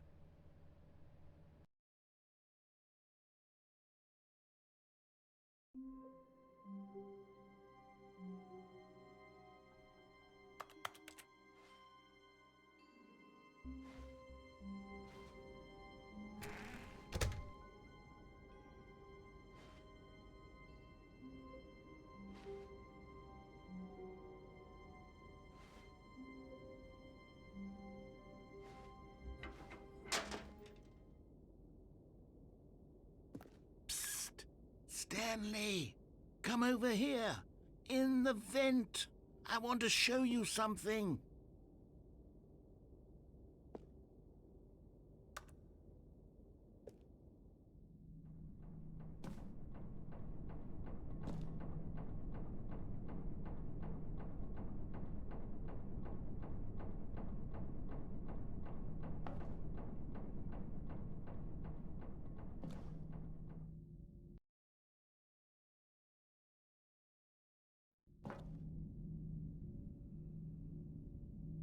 Okay, you remember how cheap and unsatisfying the new Ultra Deluxe content turned out to be? Well, it got me thinking about the past and how much better the Stanley Parable used to be.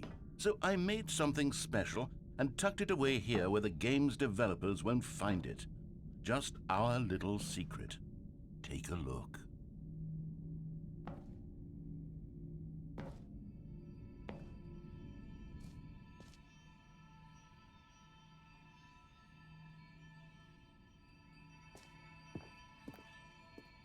I call it the Memory Zone. It's where I've been storing all my favorite memories so I can relive the peak experiences of my life whenever I want. Experiences like the launch of the Stanley Parable on PC.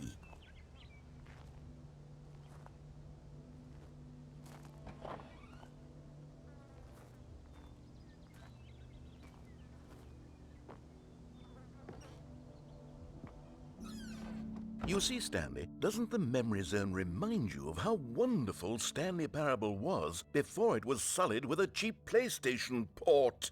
Remember back in October of 2013, when the game originally launched? Back then, video games had integrity. Back then, it all meant something. Oh, the waste.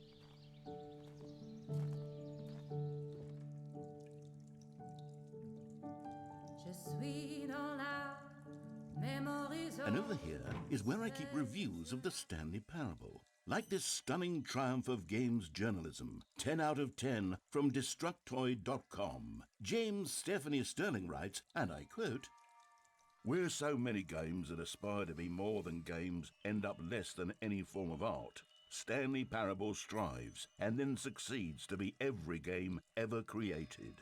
Did you hear that, Stanley? Every game ever created. That's how grand and all-encompassing the original Stanley Parable was. It was literally every game ever created. It was Skyrim, it was Persona 3, it was all of them, and now it's nothing. It's no games at all. It isn't even the Stanley Parable anymore. It's just a husk now, a lifeless husk with an hour of new elevator content. Guys, I'm dying. I'm dying.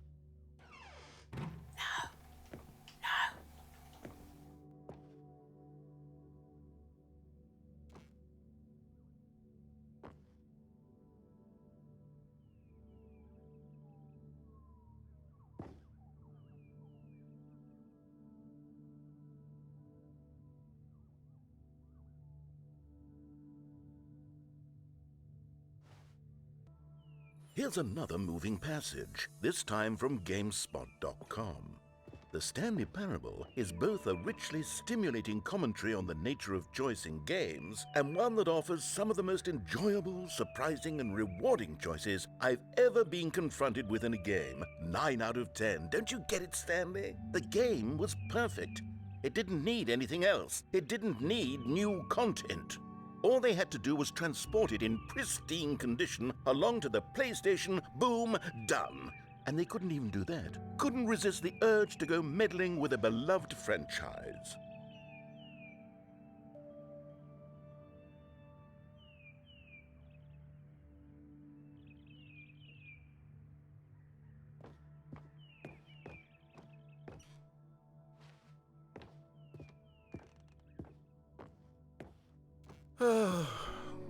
These were simpler times, Stanley. But I wouldn't give to go back to have it all over again. Wait, hang on. I don't recall this part of the memory zone before. What's this? What's down here?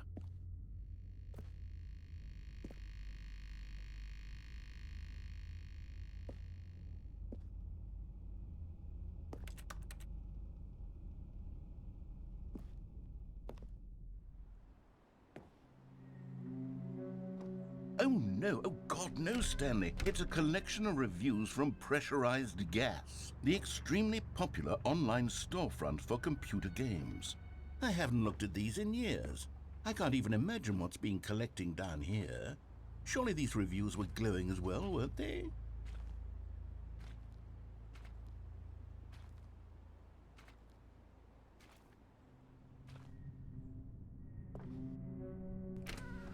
Honestly, I could not be bothered to play this game to full completion. The narrator is obnoxious and unfunny, with his humor and dialogue proving to be more irritating than entertaining. Unfunny! I'm not trying to be funny. I'm trying to make a serious work of art. I suppose I could write up a handful of gags to insert into the Stanley Parable, but the game is already such a densely layered web of profound philosophical insights that I can't even imagine where I'd have the room to stick them.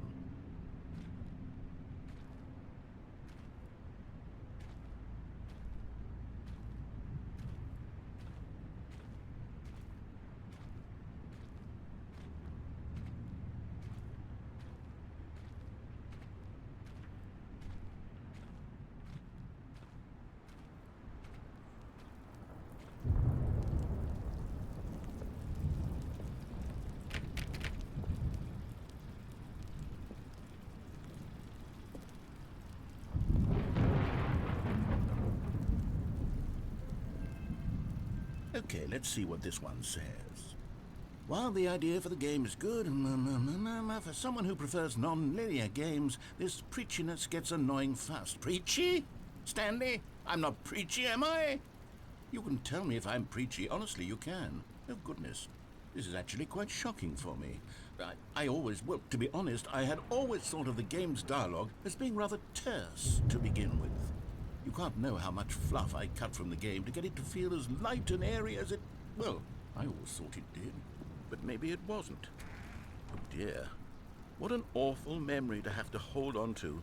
These black marks on my otherwise unimpeachable track record. I feel like a failure, like I let these people down. Perhaps the Stanley Parable isn't quite as sterling as I always remembered.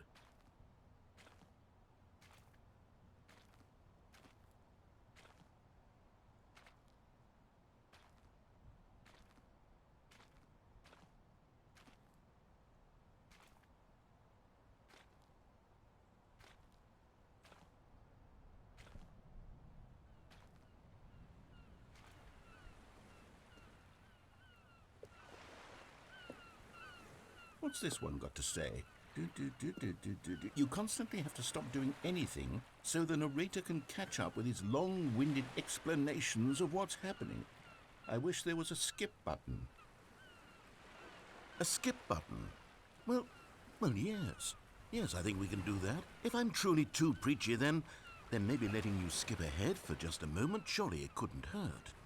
Not if it means we can strike these negative reviews from the record. Only positive reviews of the Stanley Parable. That's my motto today, and it's always been my motto. I'd do anything for the customer, Stanley. Yes, a skip button we shall have.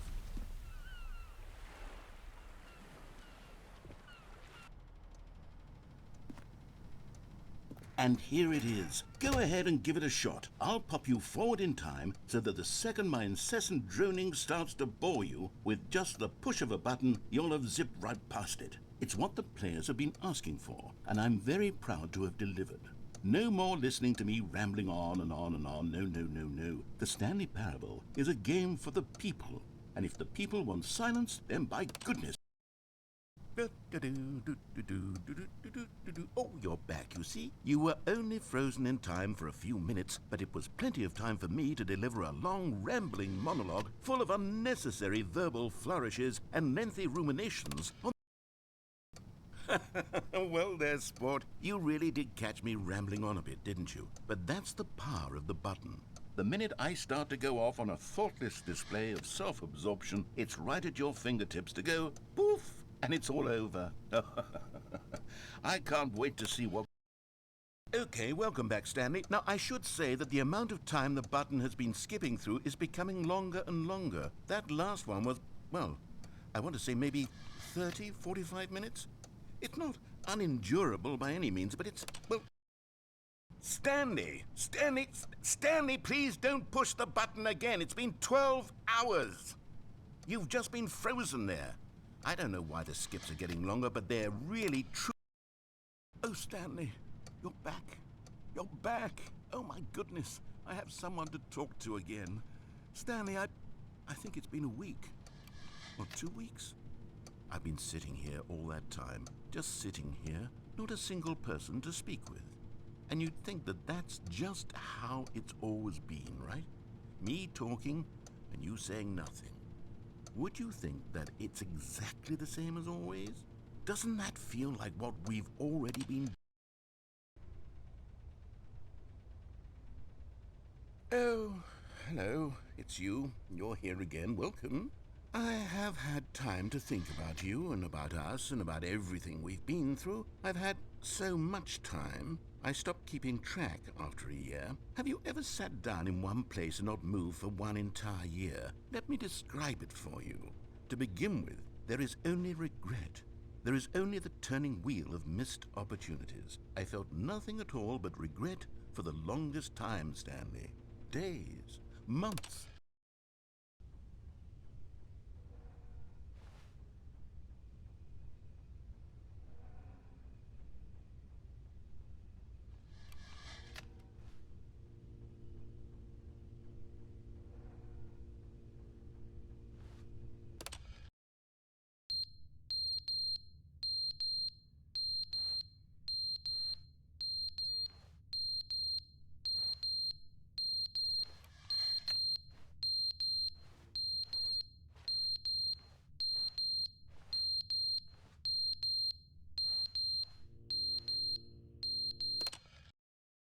But they didn't understand the game was never meant to be funny. It was meant to have a point. It was meant to speak to the human condition. But where are the jokes? Where are the jokes? They bemoaned, they screamed, they gnashed their teeth and said, entertain us. It wasn't enough. They had to leave a pathetic little thumbs-down review and make all of their pitiful demands. But then, he's talking too much, they said. First, he didn't entertain us, now he won't shut up. It's the inconsistency, it's the lack of accountability. It's the unwillingness to examine with an uncompromising heart the words that they are speaking into the world. As though there were no consequences for a lack of cohesion in one's assessment of others. But of course, absolutely anyone can leave a review. So here's what we get. We get these demands that seek everything and are accountable to nothing. We get a world where someone will say, oh, there should be a skip button. You should be able to freeze Stanley in place while the narrator sits there forever and ever. We want all of this in the new Stanley Parable. We demand it. And then, because it was said, because it was spoken, now it simply has to happen.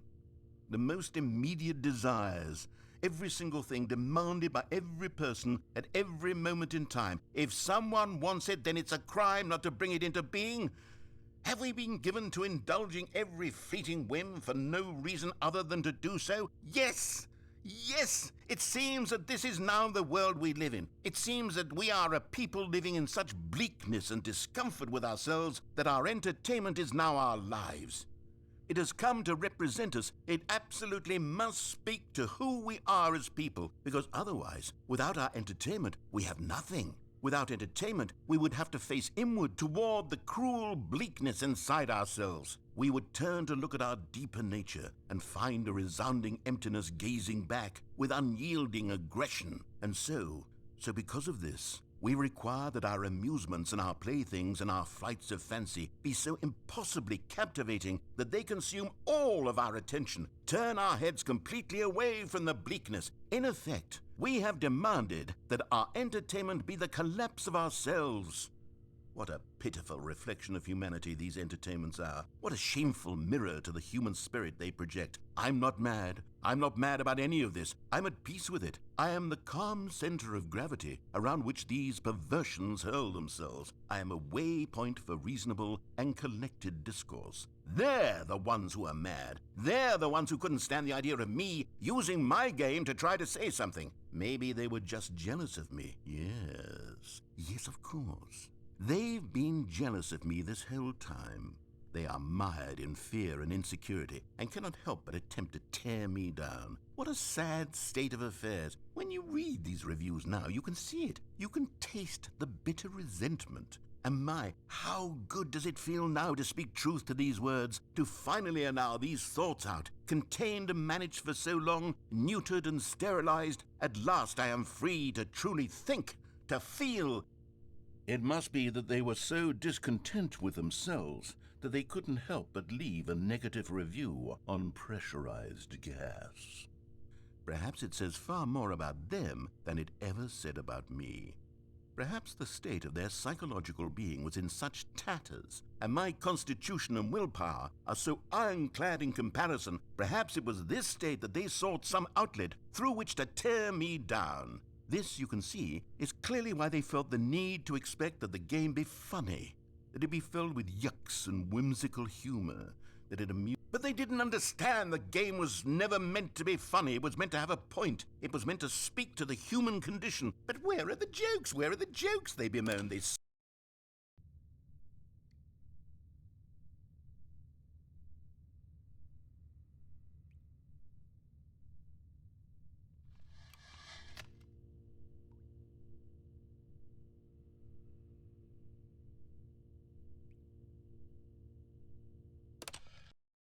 The end is never the end, is never the end, is never the end, is never the end, is never the end, is never the end, is never the end, is never the end, is never the end, is never the end, is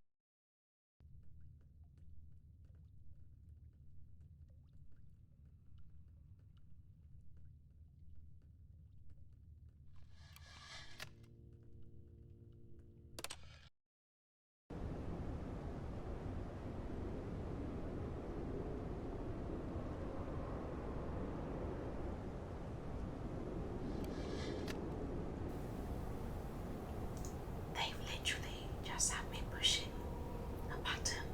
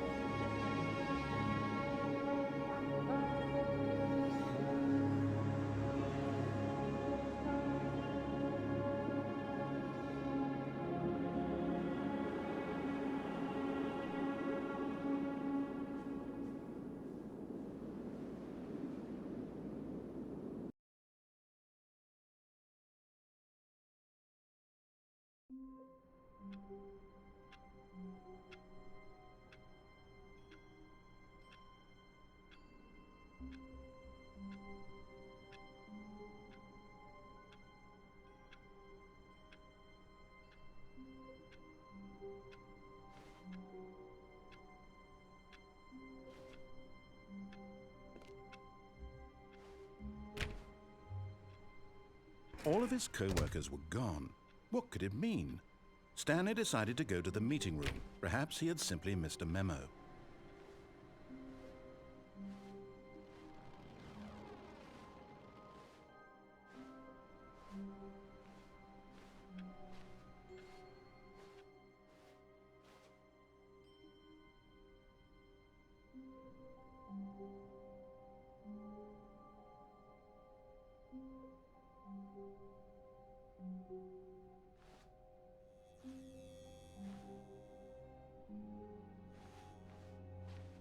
Oh, good. You notice my sign. Yes, I have something very exciting to show you.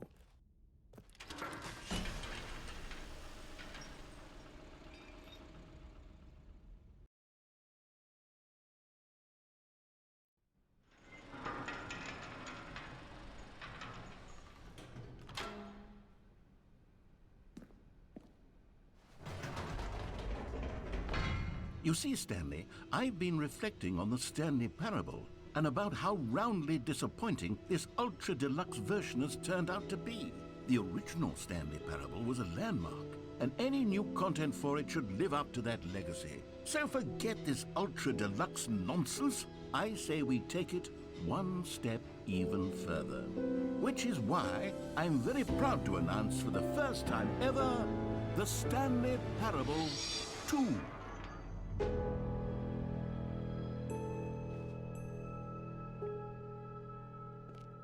Yes, you see, isn't this far superior to a measly port with a few minor additions? Think of all the new territory we'll cover with a fully fledged sequel. An entirely new experience, built from the ground up.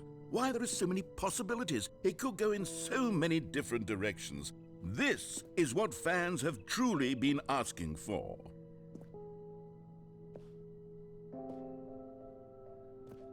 Calling it the Stanley Parable 2 is just so much catchier than Ultra Deluxe, don't you think? Ultra Deluxe? What does it even mean? But the Stanley Parable 2, now that's an artistic statement right there.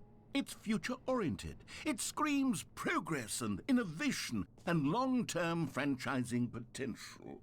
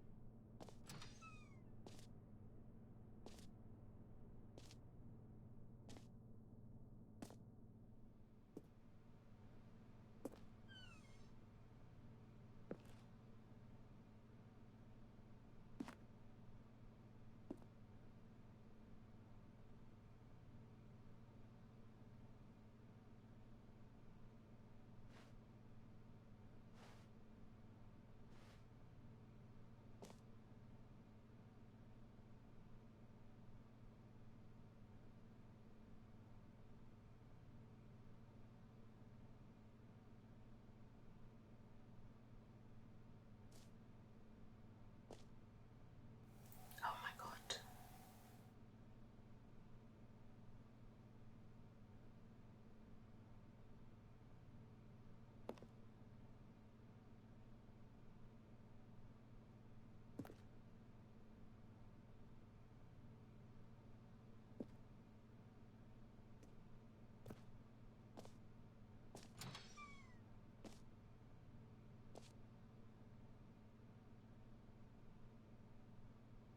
Now, to be clear, I haven't quite nailed down what exactly the Stanley Parable 2 is going to be, but let's take a look at some of the features I've been developing for it.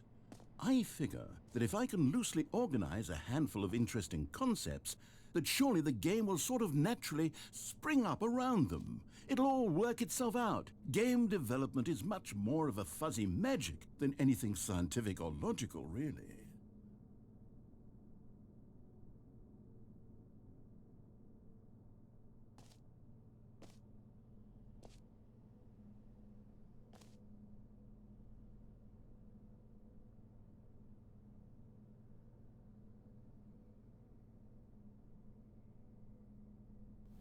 Portal 2 is actually one of my favourite games of all time, so sequels can be good.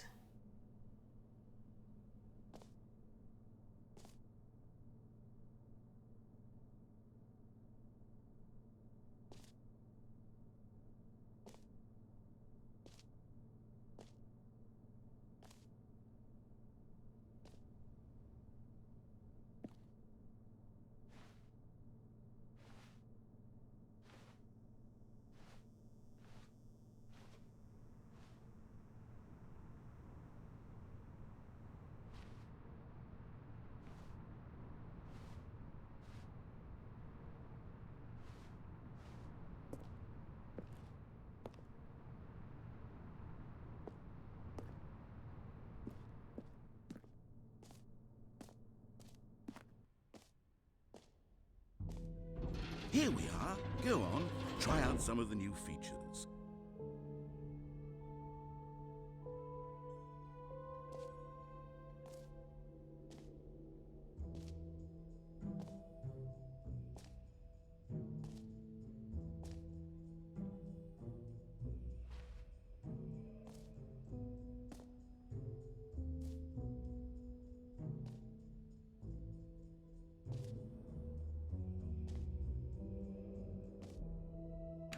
For the Stanley Parable 2, I asked myself, what do players really want?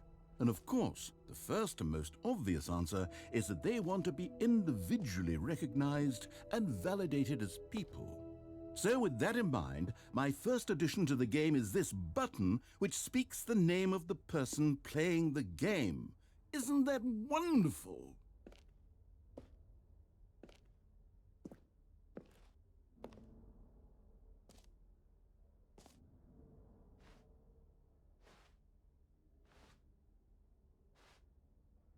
Jim. Sorry, I should have clarified. Right now, the button only says the name Jim. But of course, in the final game, this button will say your name, whatever name that is. Here, let's have you role-play as Jim to really simulate the full experience of this feature. Just play along. I promise you'll love it. Okay, here we go. Let's take a deep breath, clear your mind, forget whoever you are, and simply become a person named Jim. I want you to imagine yourself living as Jim, sleeping and waking as Jim, falling in love and being heartbroken as Jim, seizing all of the world's possibilities as Jim, and as Jim watching your dreams crumble into dust. Do you feel it deeply? Are you really, truly Jim right now? If so, then please step forward and press the button. Jim. Yes! You see? What a thrill! What a rush! That was you! The button described you. Do it again, do it again. Jim. Ooh, it hits even harder the second time. If this were the only new feature in the Stanley Parable 2, it would still be worth the money. Let's take a break from the Jim button. I'm too emotionally drained from all of this personal validation.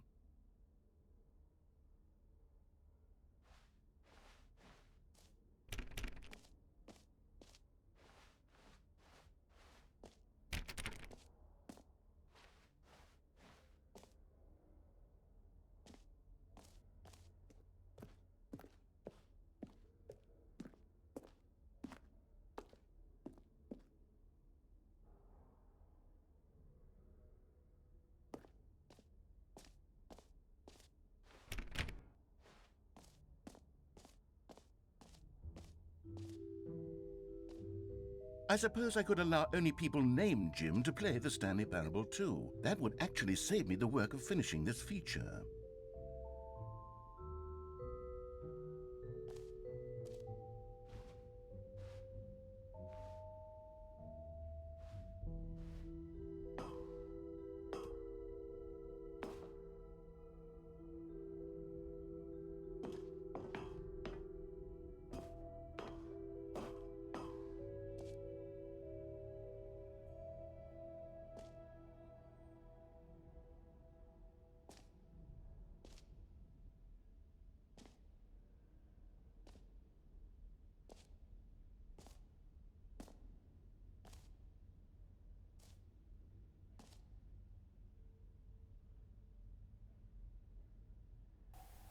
Wait, I think I missed.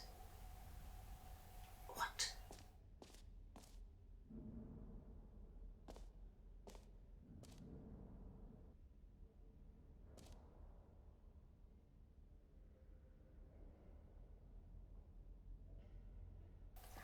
I want to go back downstairs because I don't think I explored everything downstairs.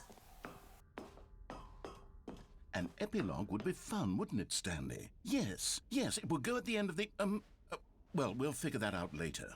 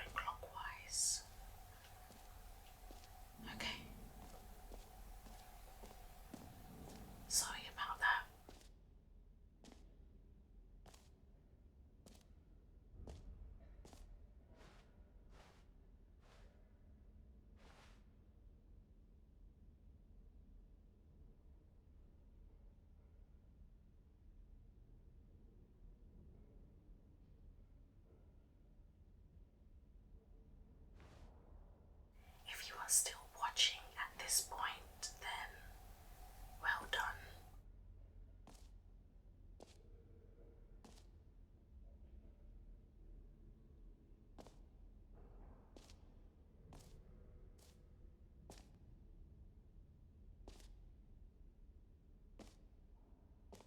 I am so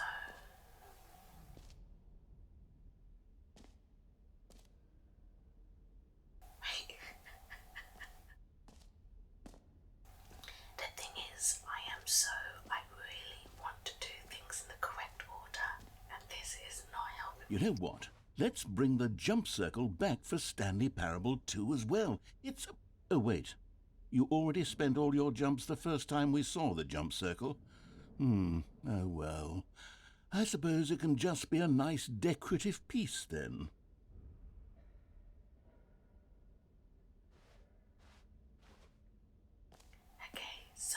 Okay. Oh my god, I'm so confused.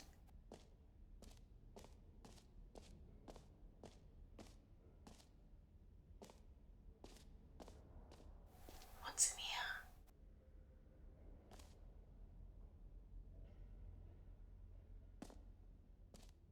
Okay, I'll be honest, I haven't yet decided on this one. I think that in the new version, the office could use a bit of decoration, like balloons. But I'm undecided on Get Well Someday and Happy 12th Birthday. Which would you go with?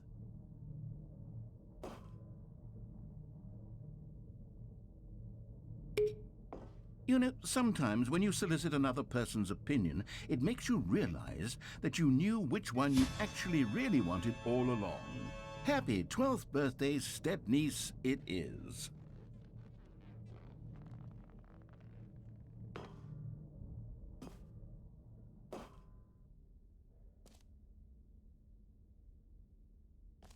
Or actually, maybe I should have gone with... No, I've made my decision, we're moving on.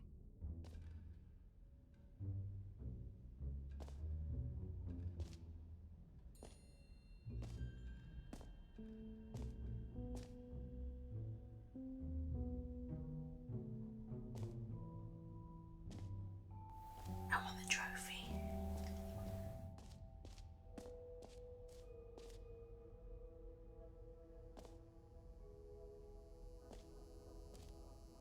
Now here's something special. You remember that broken test trophy that got left in the game on accident? Well, I'm developing a technology to simply give you the trophy. Yes. You see, you'll come to this lever, and when you pull it, the trophy will be given to you. It's as simple as that.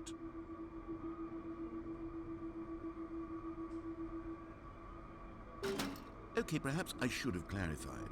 This is technology that will exist. Right now, the trophy is still fully broken. I'm not a wizard, Stanley, but I guarantee it will be fixed in the sequel to at last satisfy the hordes of ravenous fans all over the world who have been uproariously demanding this feature. Gamers, we hear you, and I promise it will happen.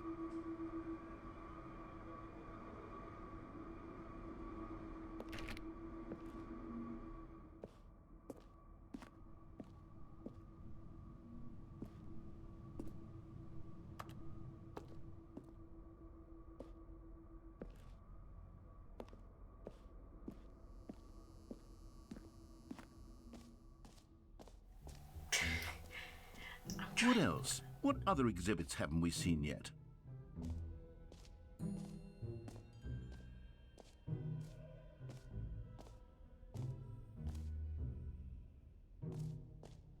Oh, the infinite hole. Oh my god. That doesn't even sound good.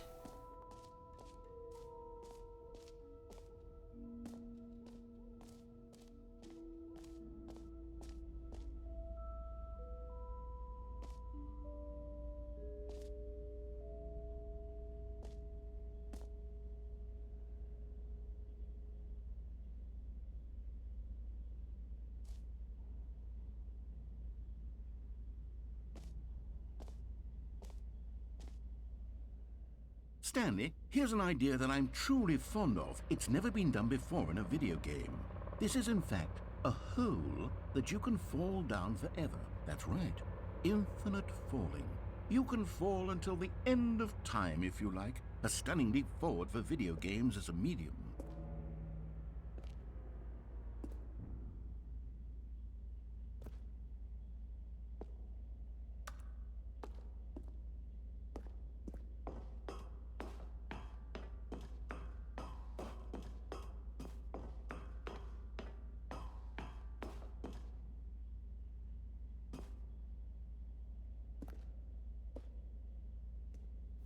I don't want to do that though.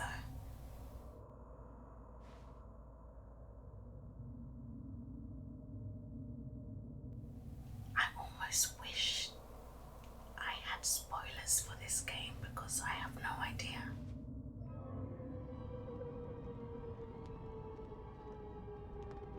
You see, isn't it wonderful? One of my more ingenious concoctions, if I do say so. Now then, since you've gotten to see the infinite hole, you can press the teleport button to pop back up to the top, and we can continue onward. Great! Now, I'm very excited to show you even more of my ideas for the sequel. Oh my god.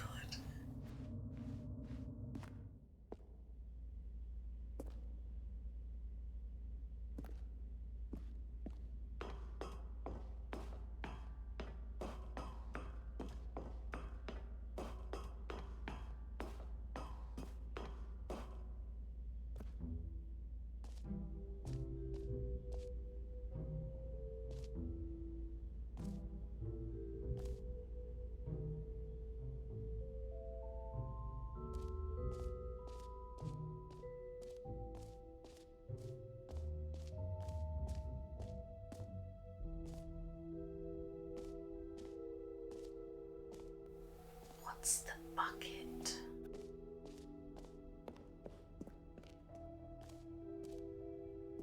I just realized I have to watch this game all over again when I edit it.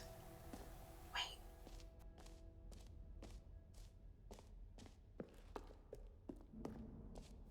No.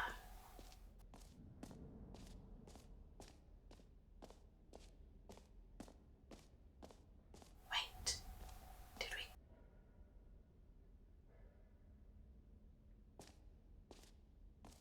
Oh, okay.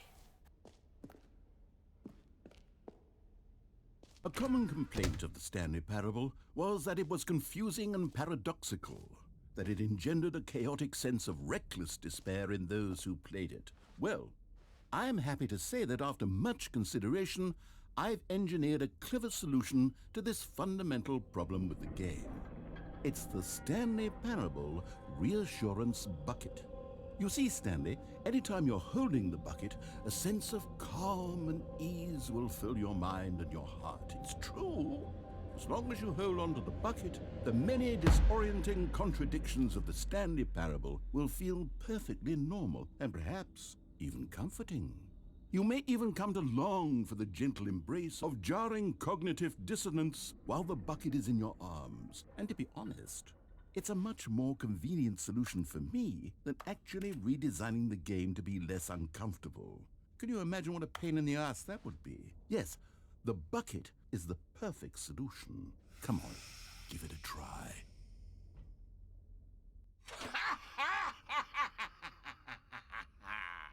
Can you feel it? The glow of comfort, even in the face of crushing despair, must already be sweeping through your body. And in fact, can I say that I do believe the bucket lends you an air of charisma as well? I think that just holding it has made you the slightest bit more attractive as a person. The benefits of the bucket seem to go on, don't they? All this and more await you in the Stanley Parable 2.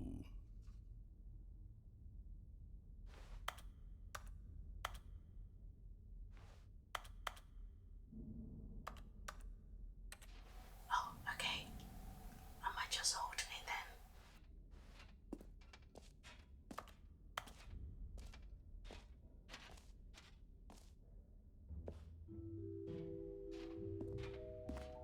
Does anyone give out awards for most enjoyable bucket in a video game? That really should be an award if it isn't already.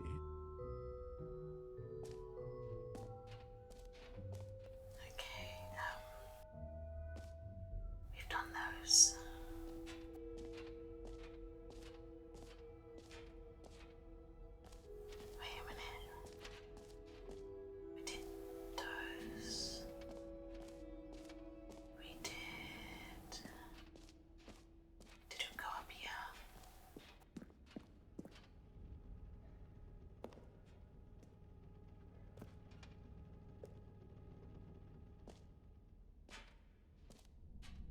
Ah, collectibles. Now it's a real video game. In the Stanley Parable 2, you'll run around gathering up these miniature Stanley figurines. And what's truly innovative is that there will be no reward for collecting all of them. I don't want to stifle the intrinsic joy of watching a number go up. You simply collect all of them, and then you move the hell on with your unremarkable life.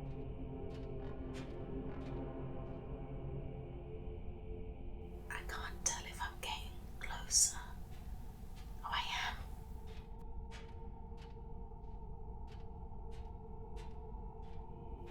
I'm still holding the bucket.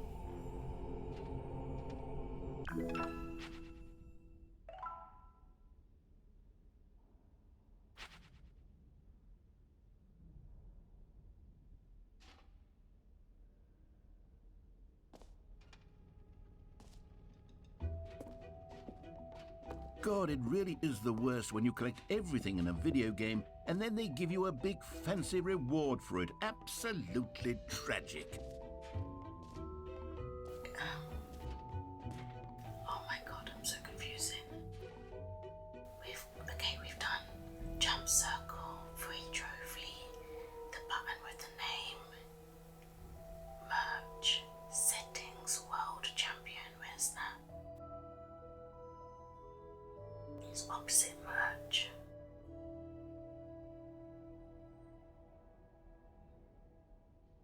Reassurance, these numbers, oh my god.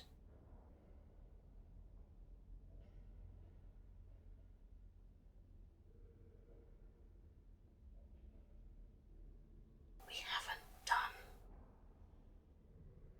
settings, world champion, or epilogue.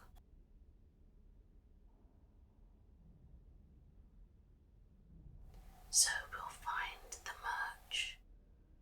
Where's epilogue?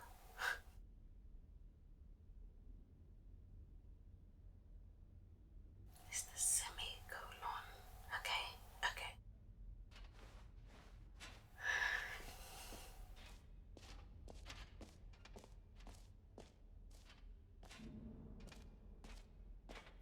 There's the merch.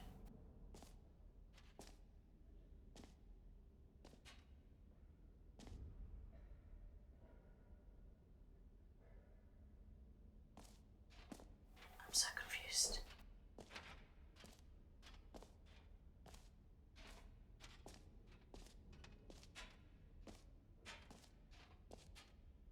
Okay, epilogue.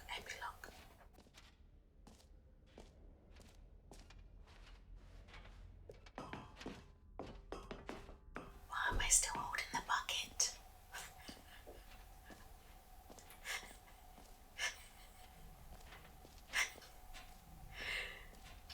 Oh, settings, world champion.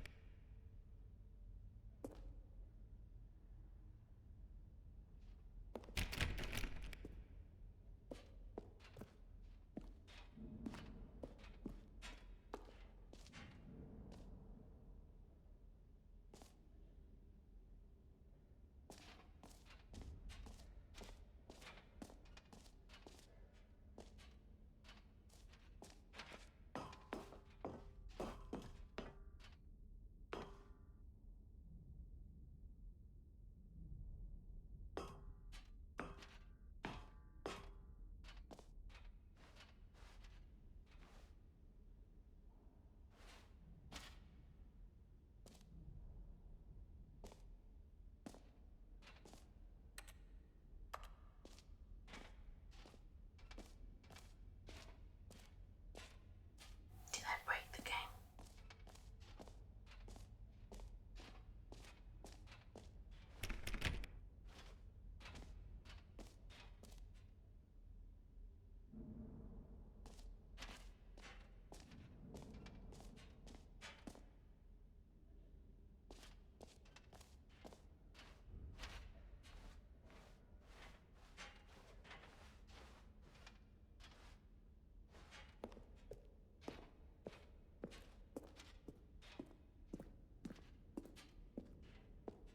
All right, Have you seen everything you wanted to? Ready to move on now?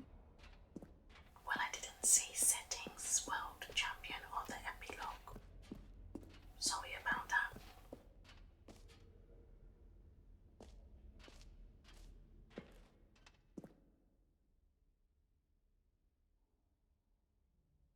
So, Stanley, what do you think? Do you like all of the new features? Yes, I know it's not exactly clear yet how exactly these features will come together as one single coherent video game, but I can feel it in my soul. It's going to work. There's definitely a good game in there somewhere. Say, let's do an experiment. I'll arrange these new features together, and we'll see whether or not it coheres into a meaningful gameplay experience. Okay, are you ready? Here it is. I give you the Stanley Parable 2.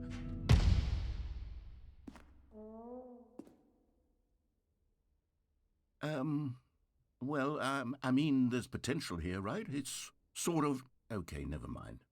Hold on, let me do a different arrangement.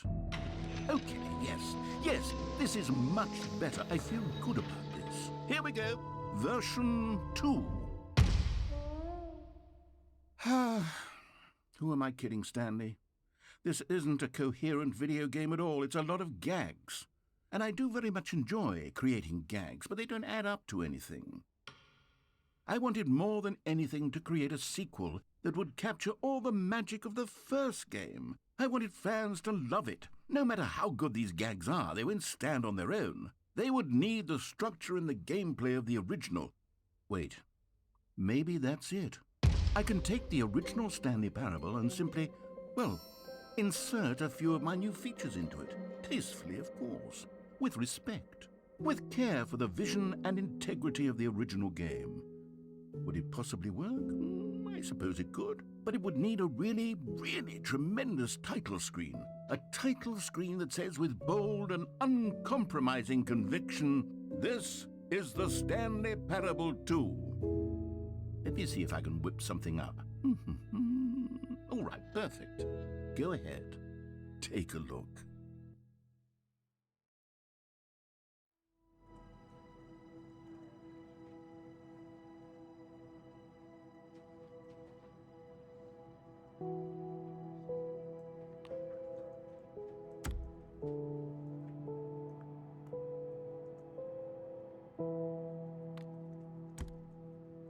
I mean, I don't know where the game starts and stops anymore.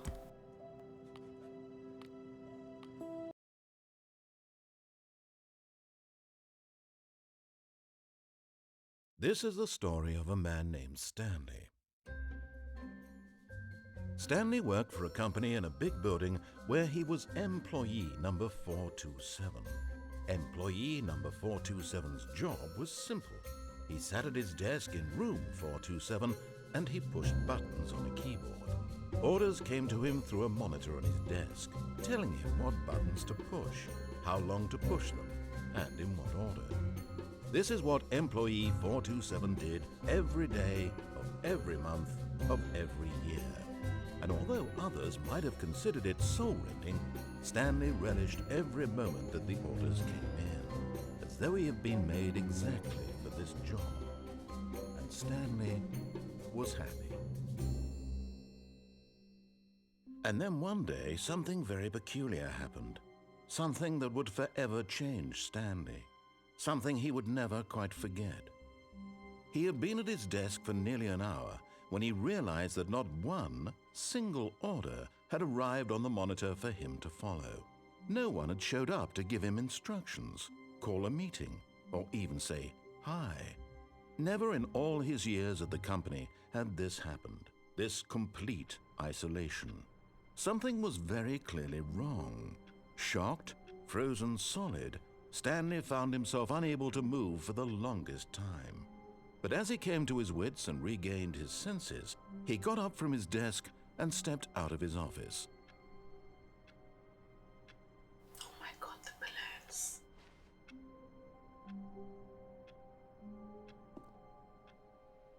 Not the balloons. All of his co-workers were gone. What could it mean? Stanley decided to go to the meeting room. Perhaps he had simply missed a memo.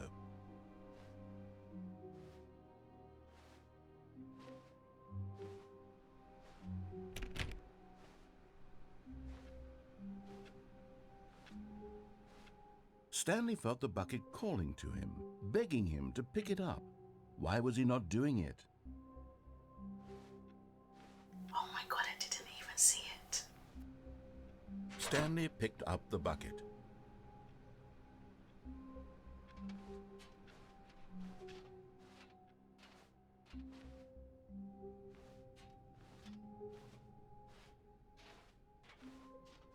Stanley clutched the bucket tightly to his chest and entered the door on his left.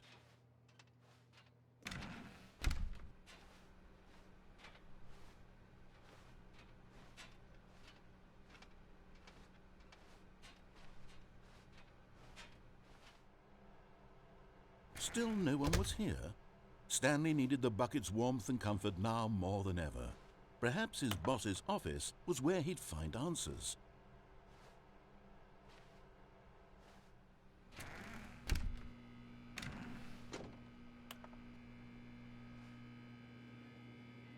Oh, Stanley, can you feel it? The broom closet. It wants the bucket. You can feel that, can't you? The aura of jealousy, it's as clear as day. This broom closet believes it deserves the bucket. I can really feel it now. It's a bucket. It belongs in a broom closet. That's what the broom closet is trying to say here. It's supposed to go with the other cleaning supplies. Good for you, Stanley. Don't give in. Don't hand over the bucket.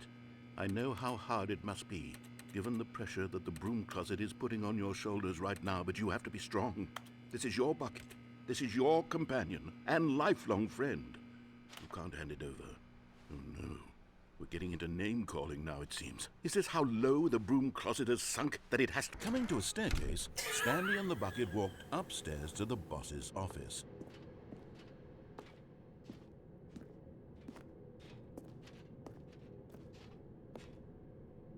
I feel delirious. I feel delirious.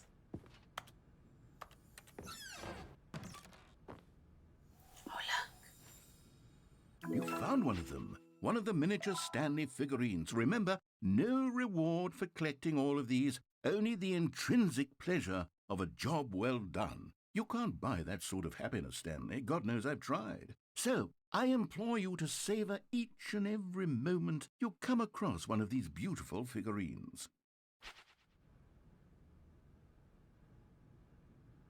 I've got the feeling money's for stealing, but not yours, of course. So, that's a lovely purse.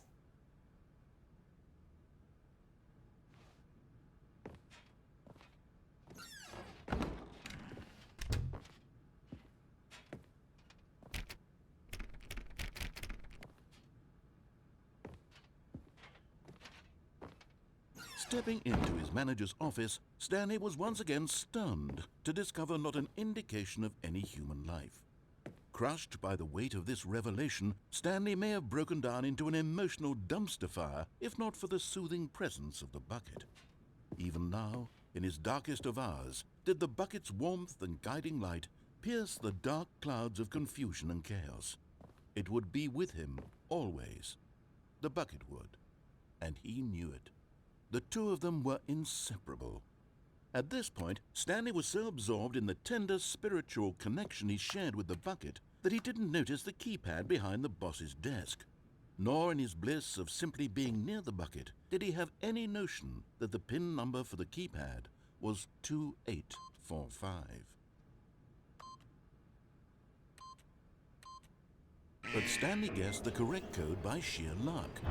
Was it that the bucket knew all along? Was the bucket guiding him?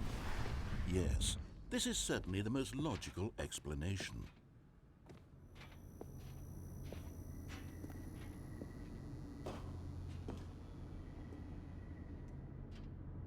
Have I ever tried up?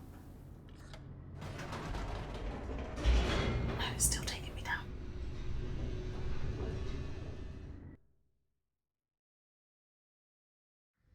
The elevator raced downward, plummeting towards an unknown fate. It would be all Stanley could do to keep himself together, if not for the bucket. Soothing him, comforting him, reassuring that in this darkest moment of uncertainty, he would be all right. The bucket is here for you, Stanley. Everything will be fine.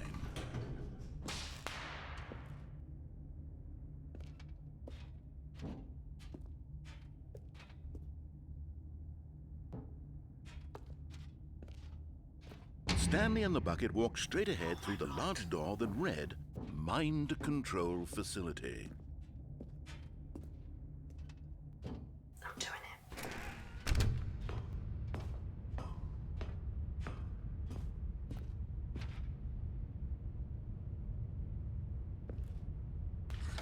The lights rose on an enormous room packed with television screens.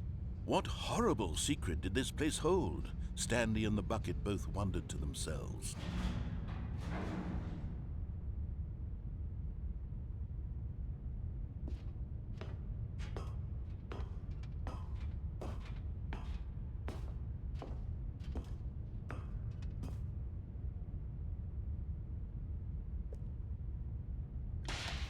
The monitors jumped to life, and Stanley nearly dropped the bucket in shock. Everyone in the office was being videotaped, monitored like guinea pigs. The bucket had never seen anything like this, and it very nearly burst into tears as Stanley cradled it gently, reassuring it that everything would be fine.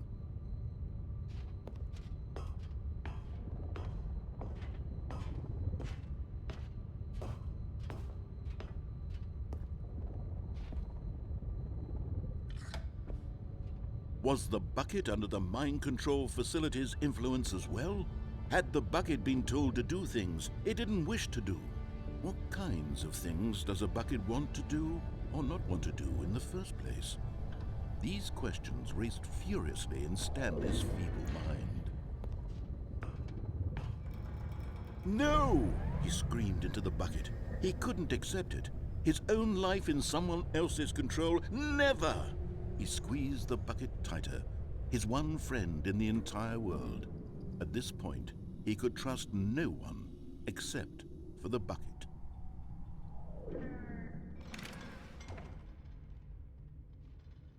But here was the proof. The heart of the operation. Controls labeled with emotions, happy or sad or content. Walking, eating, working, all of it monitored and commanded from this very place. And as the cold reality of his past began to sink in, Stanley decided that this machinery would never again exert its terrible power over another human life. For he and the bucket would dismantle the controls for good. Two best friends, Stanley and the bucket, up against the world. They high-fived in a really cool way, and the bucket made a sassy comment about taking down the system.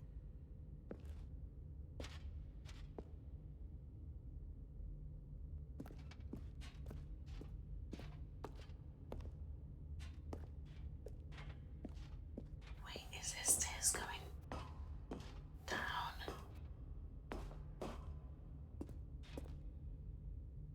Oh wait. Oh, I think, did I just go back on myself?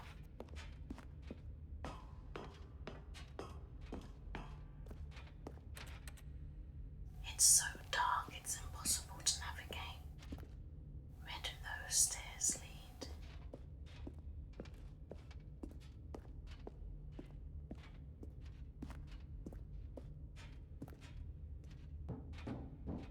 Oh, okay. Okay.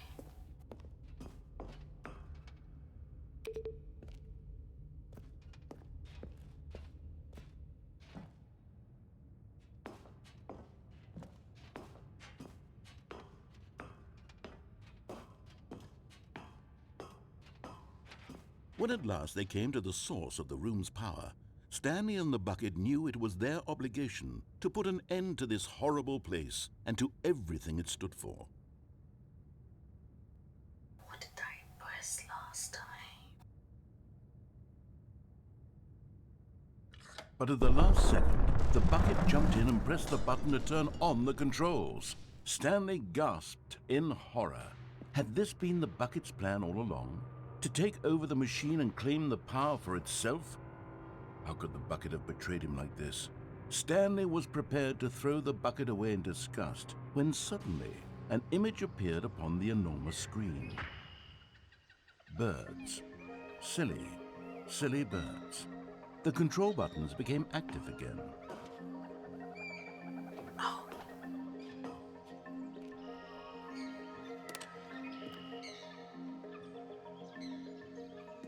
Stanley flipped through one video of silly birds after another, and then it dawned on him.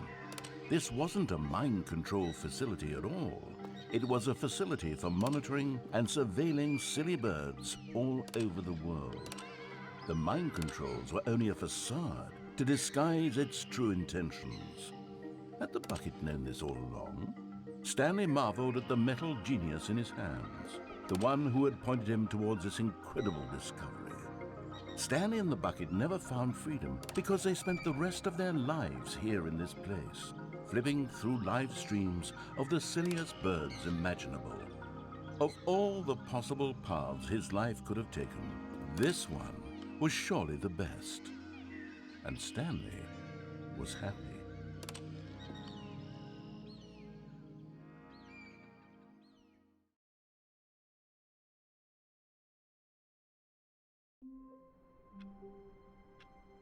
Where's my bucket? I want my bucket. How long was I sitting there? Stanley wondered to himself. Minutes? Days? Centuries? Did something crucial happen while my senses were turned? He made a note to be more careful with time from now on. Stanley lifted the bucket into his arms, and a wave of comfort rushed over him. It's true.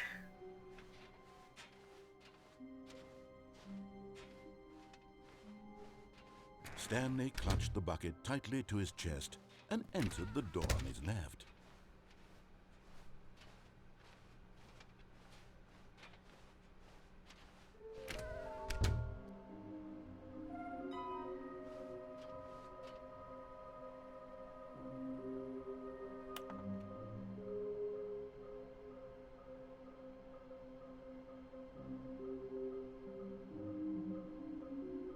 A large room.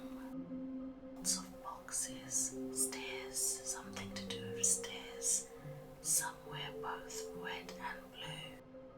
Nearby a fireplace. These are where all the collectibles are.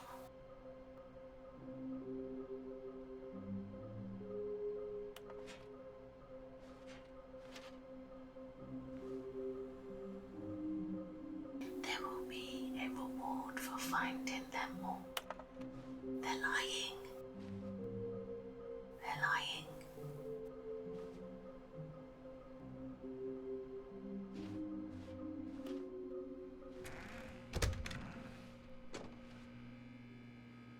Oh, Stanley, can you feel it? The broom closet. It wants the bucket. You can feel that, can't you? The aura of jealousy. Coming to a staircase, Stanley and the bucket walked upstairs to the boss's office. No, the collectibles down here. See? Oh my god. Another miniature Stanley figurine. This, there really must be a snappier name for these things. What about mini-stands? Stanley figs? What about Stanlerines? Yes, I think I like that. Another Stanlerine under your belt.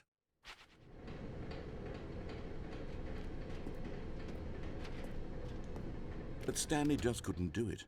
He considered the possibility of facing his boss, admitting he had left his post during work hours. He might be fired for that. And in such a competitive economy, why had he taken that risk? All because he believed everyone had vanished? His boss would think he was crazy. Oh, no. And then something occurred to Stanley. Maybe, he thought to himself, maybe I am crazy. He looked down at the bucket in his arms. Am I crazy? He asked the bucket. The bucket returned his gaze, but said nothing at all. That's strange, Stanley thought. Usually the bucket is a source of guidance and wisdom for me in difficult times such as these. He held the bucket close, yet felt none of its familiar reassurance and comfort. And that's when Stanley realized, this isn't my bucket. It's just a normal, everyday bucket. Someone else's bucket, perhaps. How did I end up with someone else's bucket? This is all terribly wrong. Surely no good would come from this. Who knows what sorts of bizarre hallucinations Stanley might experience without the psychologically grounding presence of his bucket. And indeed, now he noticed that the rooms were repeating, which was, of course, very odd. And now he felt himself floating off the ground. Oh, gracious, he exclaimed. Without my bucket, I've gone truly mad. Where is it? I must find it. Far off in the distance now, he heard it, calling to him. Stanley! Stanley, it's me, the bucket. Could it truly be? He rushed forward from room to room, passing by one bucket after the next. None of them were his. None of them were his special bucket. Come to me, Stanley. Find me. He had to find the bucket. He had to return to his old friend. It was the only way to truly restore his sanity. And then suddenly, he froze dead in his tracks. He knew where the voice of the bucket had been coming from. The real bucket was inside of him all along. It was incredibly painful. Stanley doubled over in agony and blacked out.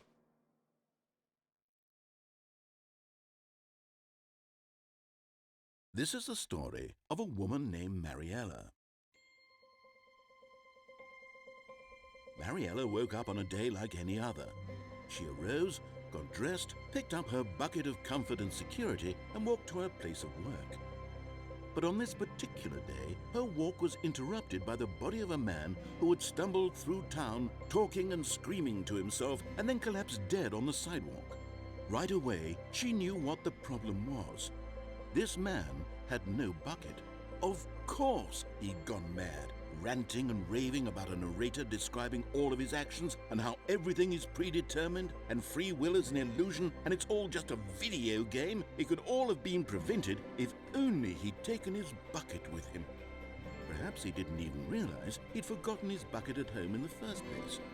How cruel the world can be, Mariella thought, and she hugged her own bucket even tighter. But of course, she had no time for this. There were a myriad of confusing problems she would soon have to confront at work, for which her bucket would provide absolute guidance and total clarity on everything. Heck yes, she thought to herself, my life kicks ass. And she backflipped all the way to work.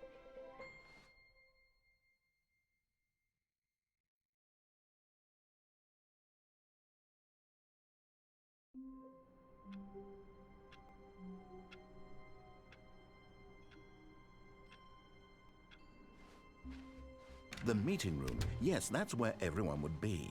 Stanley just needed to get to the meeting room, and from then on, he would never be alone ever. The confusion and the chaos all seemed to melt away as Stanley embraced the bucket. Stanley clutched the bucket tightly to his chest and entered the door on his left.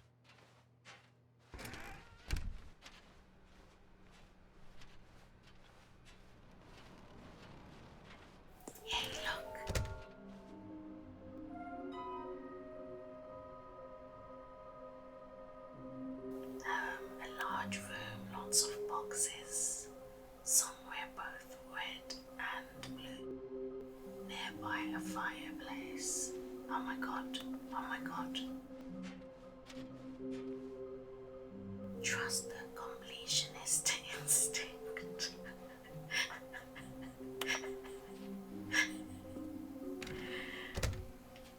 I'm not going in a broom.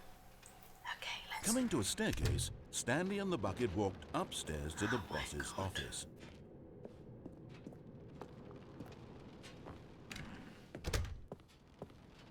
Oh, somewhere near a fireplace. Stepping into his manager's office, Stanley was once again stunned to discover not an indication of any human life.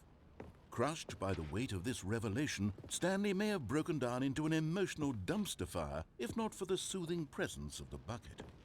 Even now, in his darkest of hours, did the bucket's warmth and guiding light pierce the dark clouds of confusion and chaos. It would be with him, always. The bucket would, and he knew it. The two of them were inseparable. At this point, Stanley was so absorbed in the tender spiritual connection he shared with but Stanley guessed the correct code by sheer luck. Was it that the bucket knew all along? Was the bucket guiding him? Yes, this is certainly the most logical explanation. Okay, I can't remember what I've done differently. Look, Okay, I'm going back to the name of these little Stanley figurines, and now I'm torn between Stanlerines and Figlies. What do you think, Stanley? What name better encapsulates the intrinsic sense of happiness that you get from seeing a small number in the corner of your screen go up by 1? Let me sit on it. I'm sure it will come to me.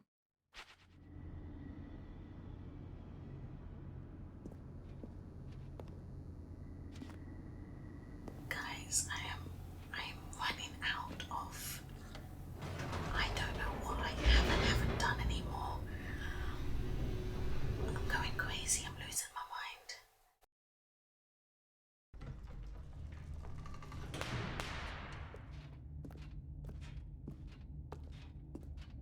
mind. Stanley and the bucket walked straight ahead through the large door that read, Mind Control Facility.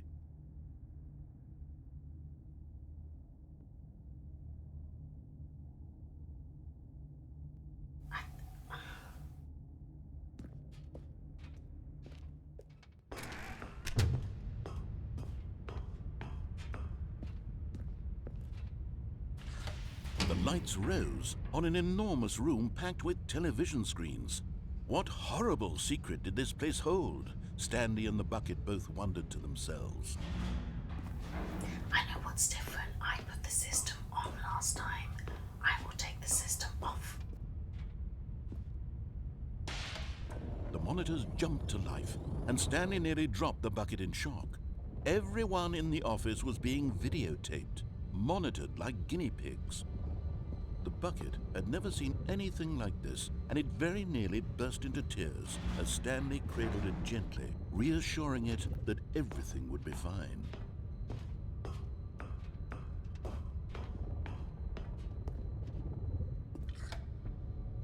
Was the bucket under the mind control facility's influence as well? Had the bucket been told to do things it didn't wish to do? What kinds of things does a bucket want to do or not want to do in the first place? These questions raced furiously in Stanley's feeble mind. No! He screamed into the bucket. He couldn't accept it. His own life in someone else's control, never! He squeezed the bucket tighter, his one friend in the entire world. At this point, he could trust no one except for the bucket.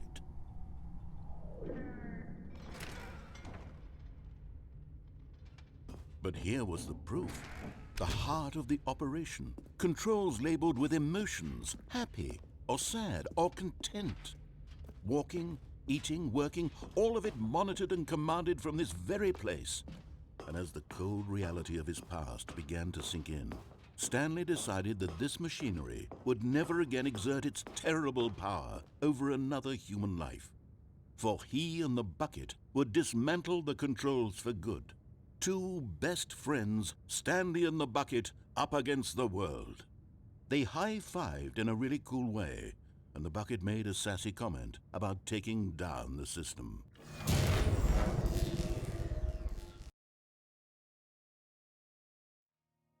Stanley and the bucket waited in blackness. Was it over? Yes, they had done it. Stanley and the bucket had defeated their greatest and darkest enemy, freed themselves from the tyrannical grip of the evil mind control machine. Freedom was now mere moments away. Excitedly, the two of them began to discuss the kind of life they wanted to live once they stepped through this massive door. The bucket wanted to learn to roller skate. Stanley wanted to sneeze in every country on Earth. Both of them wanted to begin watching a movie, any movie, but then stop it halfway through and begin watching it in reverse from the end. True, it was a simple life they envisioned, but it was one they'd lived together, with one another to lean on, to trust, to support. What? Wait. What was happening? Why had the door stopped? Was Stanley and the bucket not about to be freed? An unbearable silence filled the room, lingering in uncertainty, until finally the truth hit Stanley square in the face. This building did not want the bucket to leave. Even the facility itself recognized the incredible calming presence of the bucket, needed the soothing warmth of the bucket, would go to any lengths not to part with the bucket. No, no, no. Stanley can't leave this place. Not while he has such a precious bucket in his arms. Not while this building has anything to say about it. Stanley realized he would never again leave this very room. But at least he has the bucket. To be trapped eternally in darkness isn't really so bad, Stanley thought to himself. As long as I have my bucket with me, right? I'll be okay, won't I? Stanley gulped. Very soon now, he was about to find out.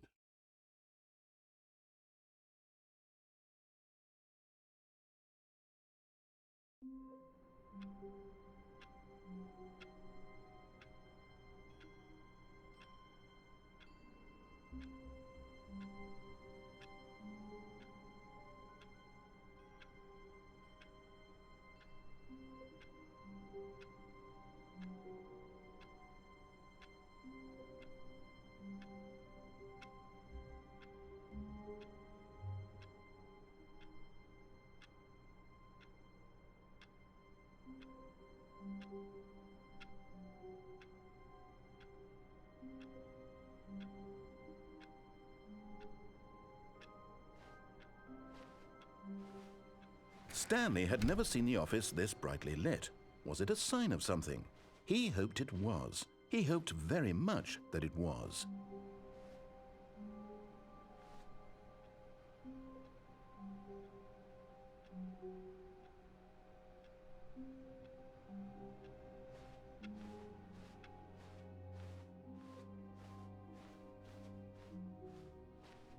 When Stanley came to a set of 2 open doors, he entered the door on his left.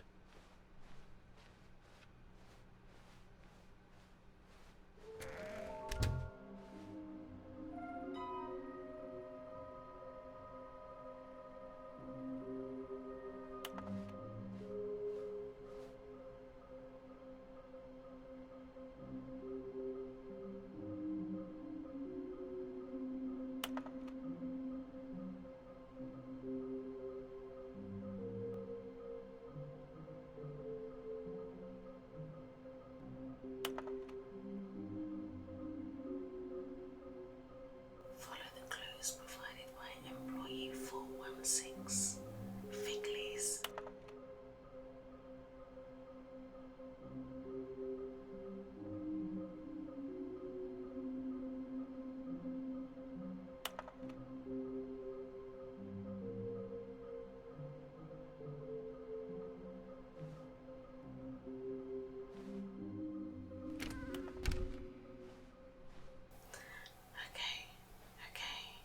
Coming to a staircase, Stanley walked upstairs to his boss's office. I think downstairs is the endless loop room.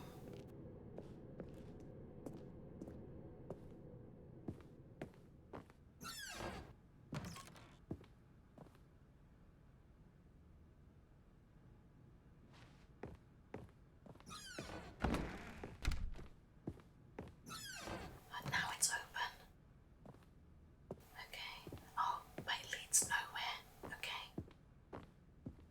Oh my God. The moment he entered his manager's office, Stanley froze in his tracks. Not a living soul anywhere. Could he really be all alone?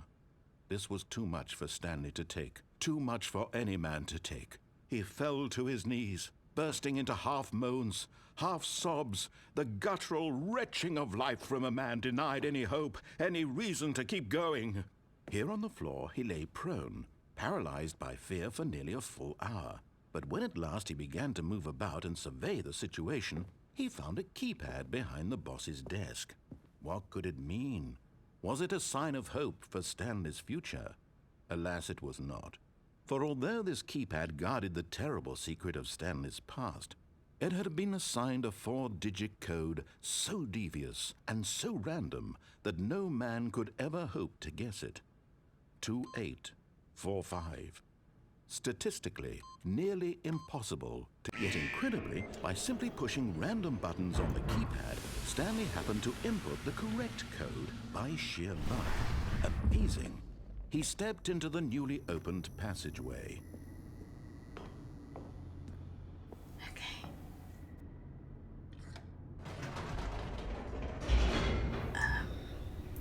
Okay, what haven't we done?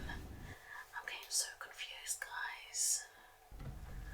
I'm losing my mind. Stanley walked straight ahead through the large door that read Mind Control Facility. Could that be different?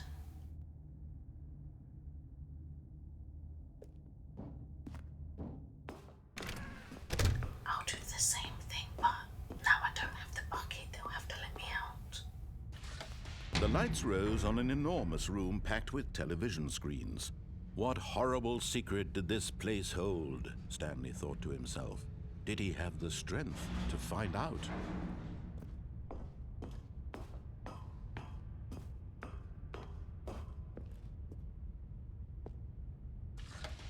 Now the monitors jumped to life, their true nature revealed. Each bore the number of an employee in the building, Stanley's co-workers.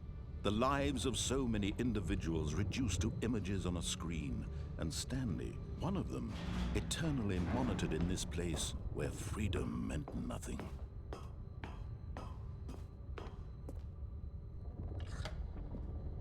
This mind control facility, it was too horrible to believe. It couldn't be true.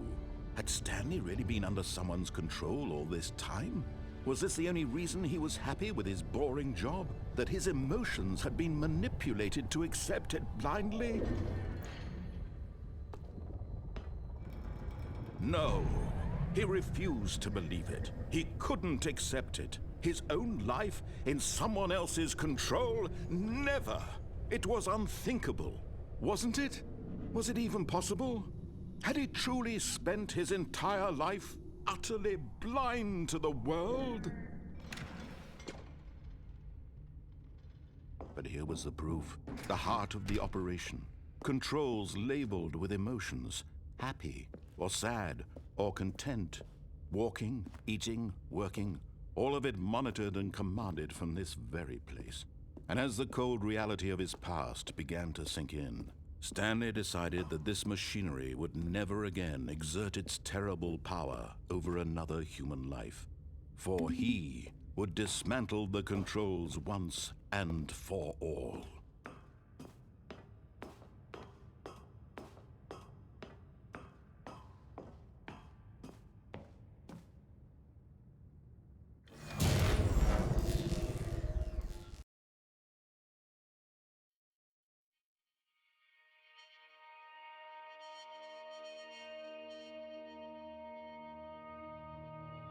Blackness, and a rising chill of uncertainty.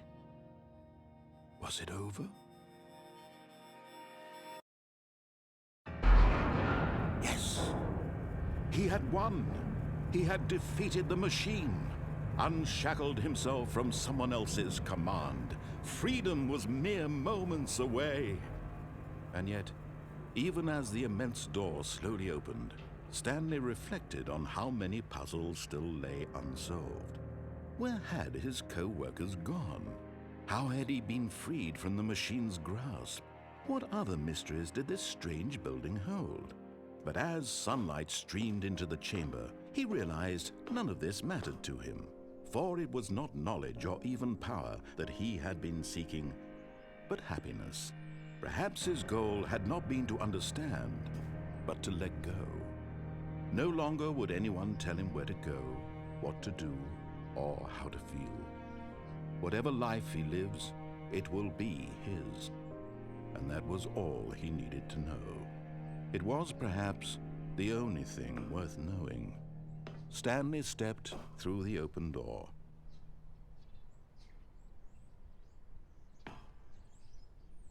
Stanley felt the cool breeze upon his skin, the feeling of liberation, the immense possibility of the new path before him. This was exactly the way, right now, that things were meant to happen. And Stanley was happy.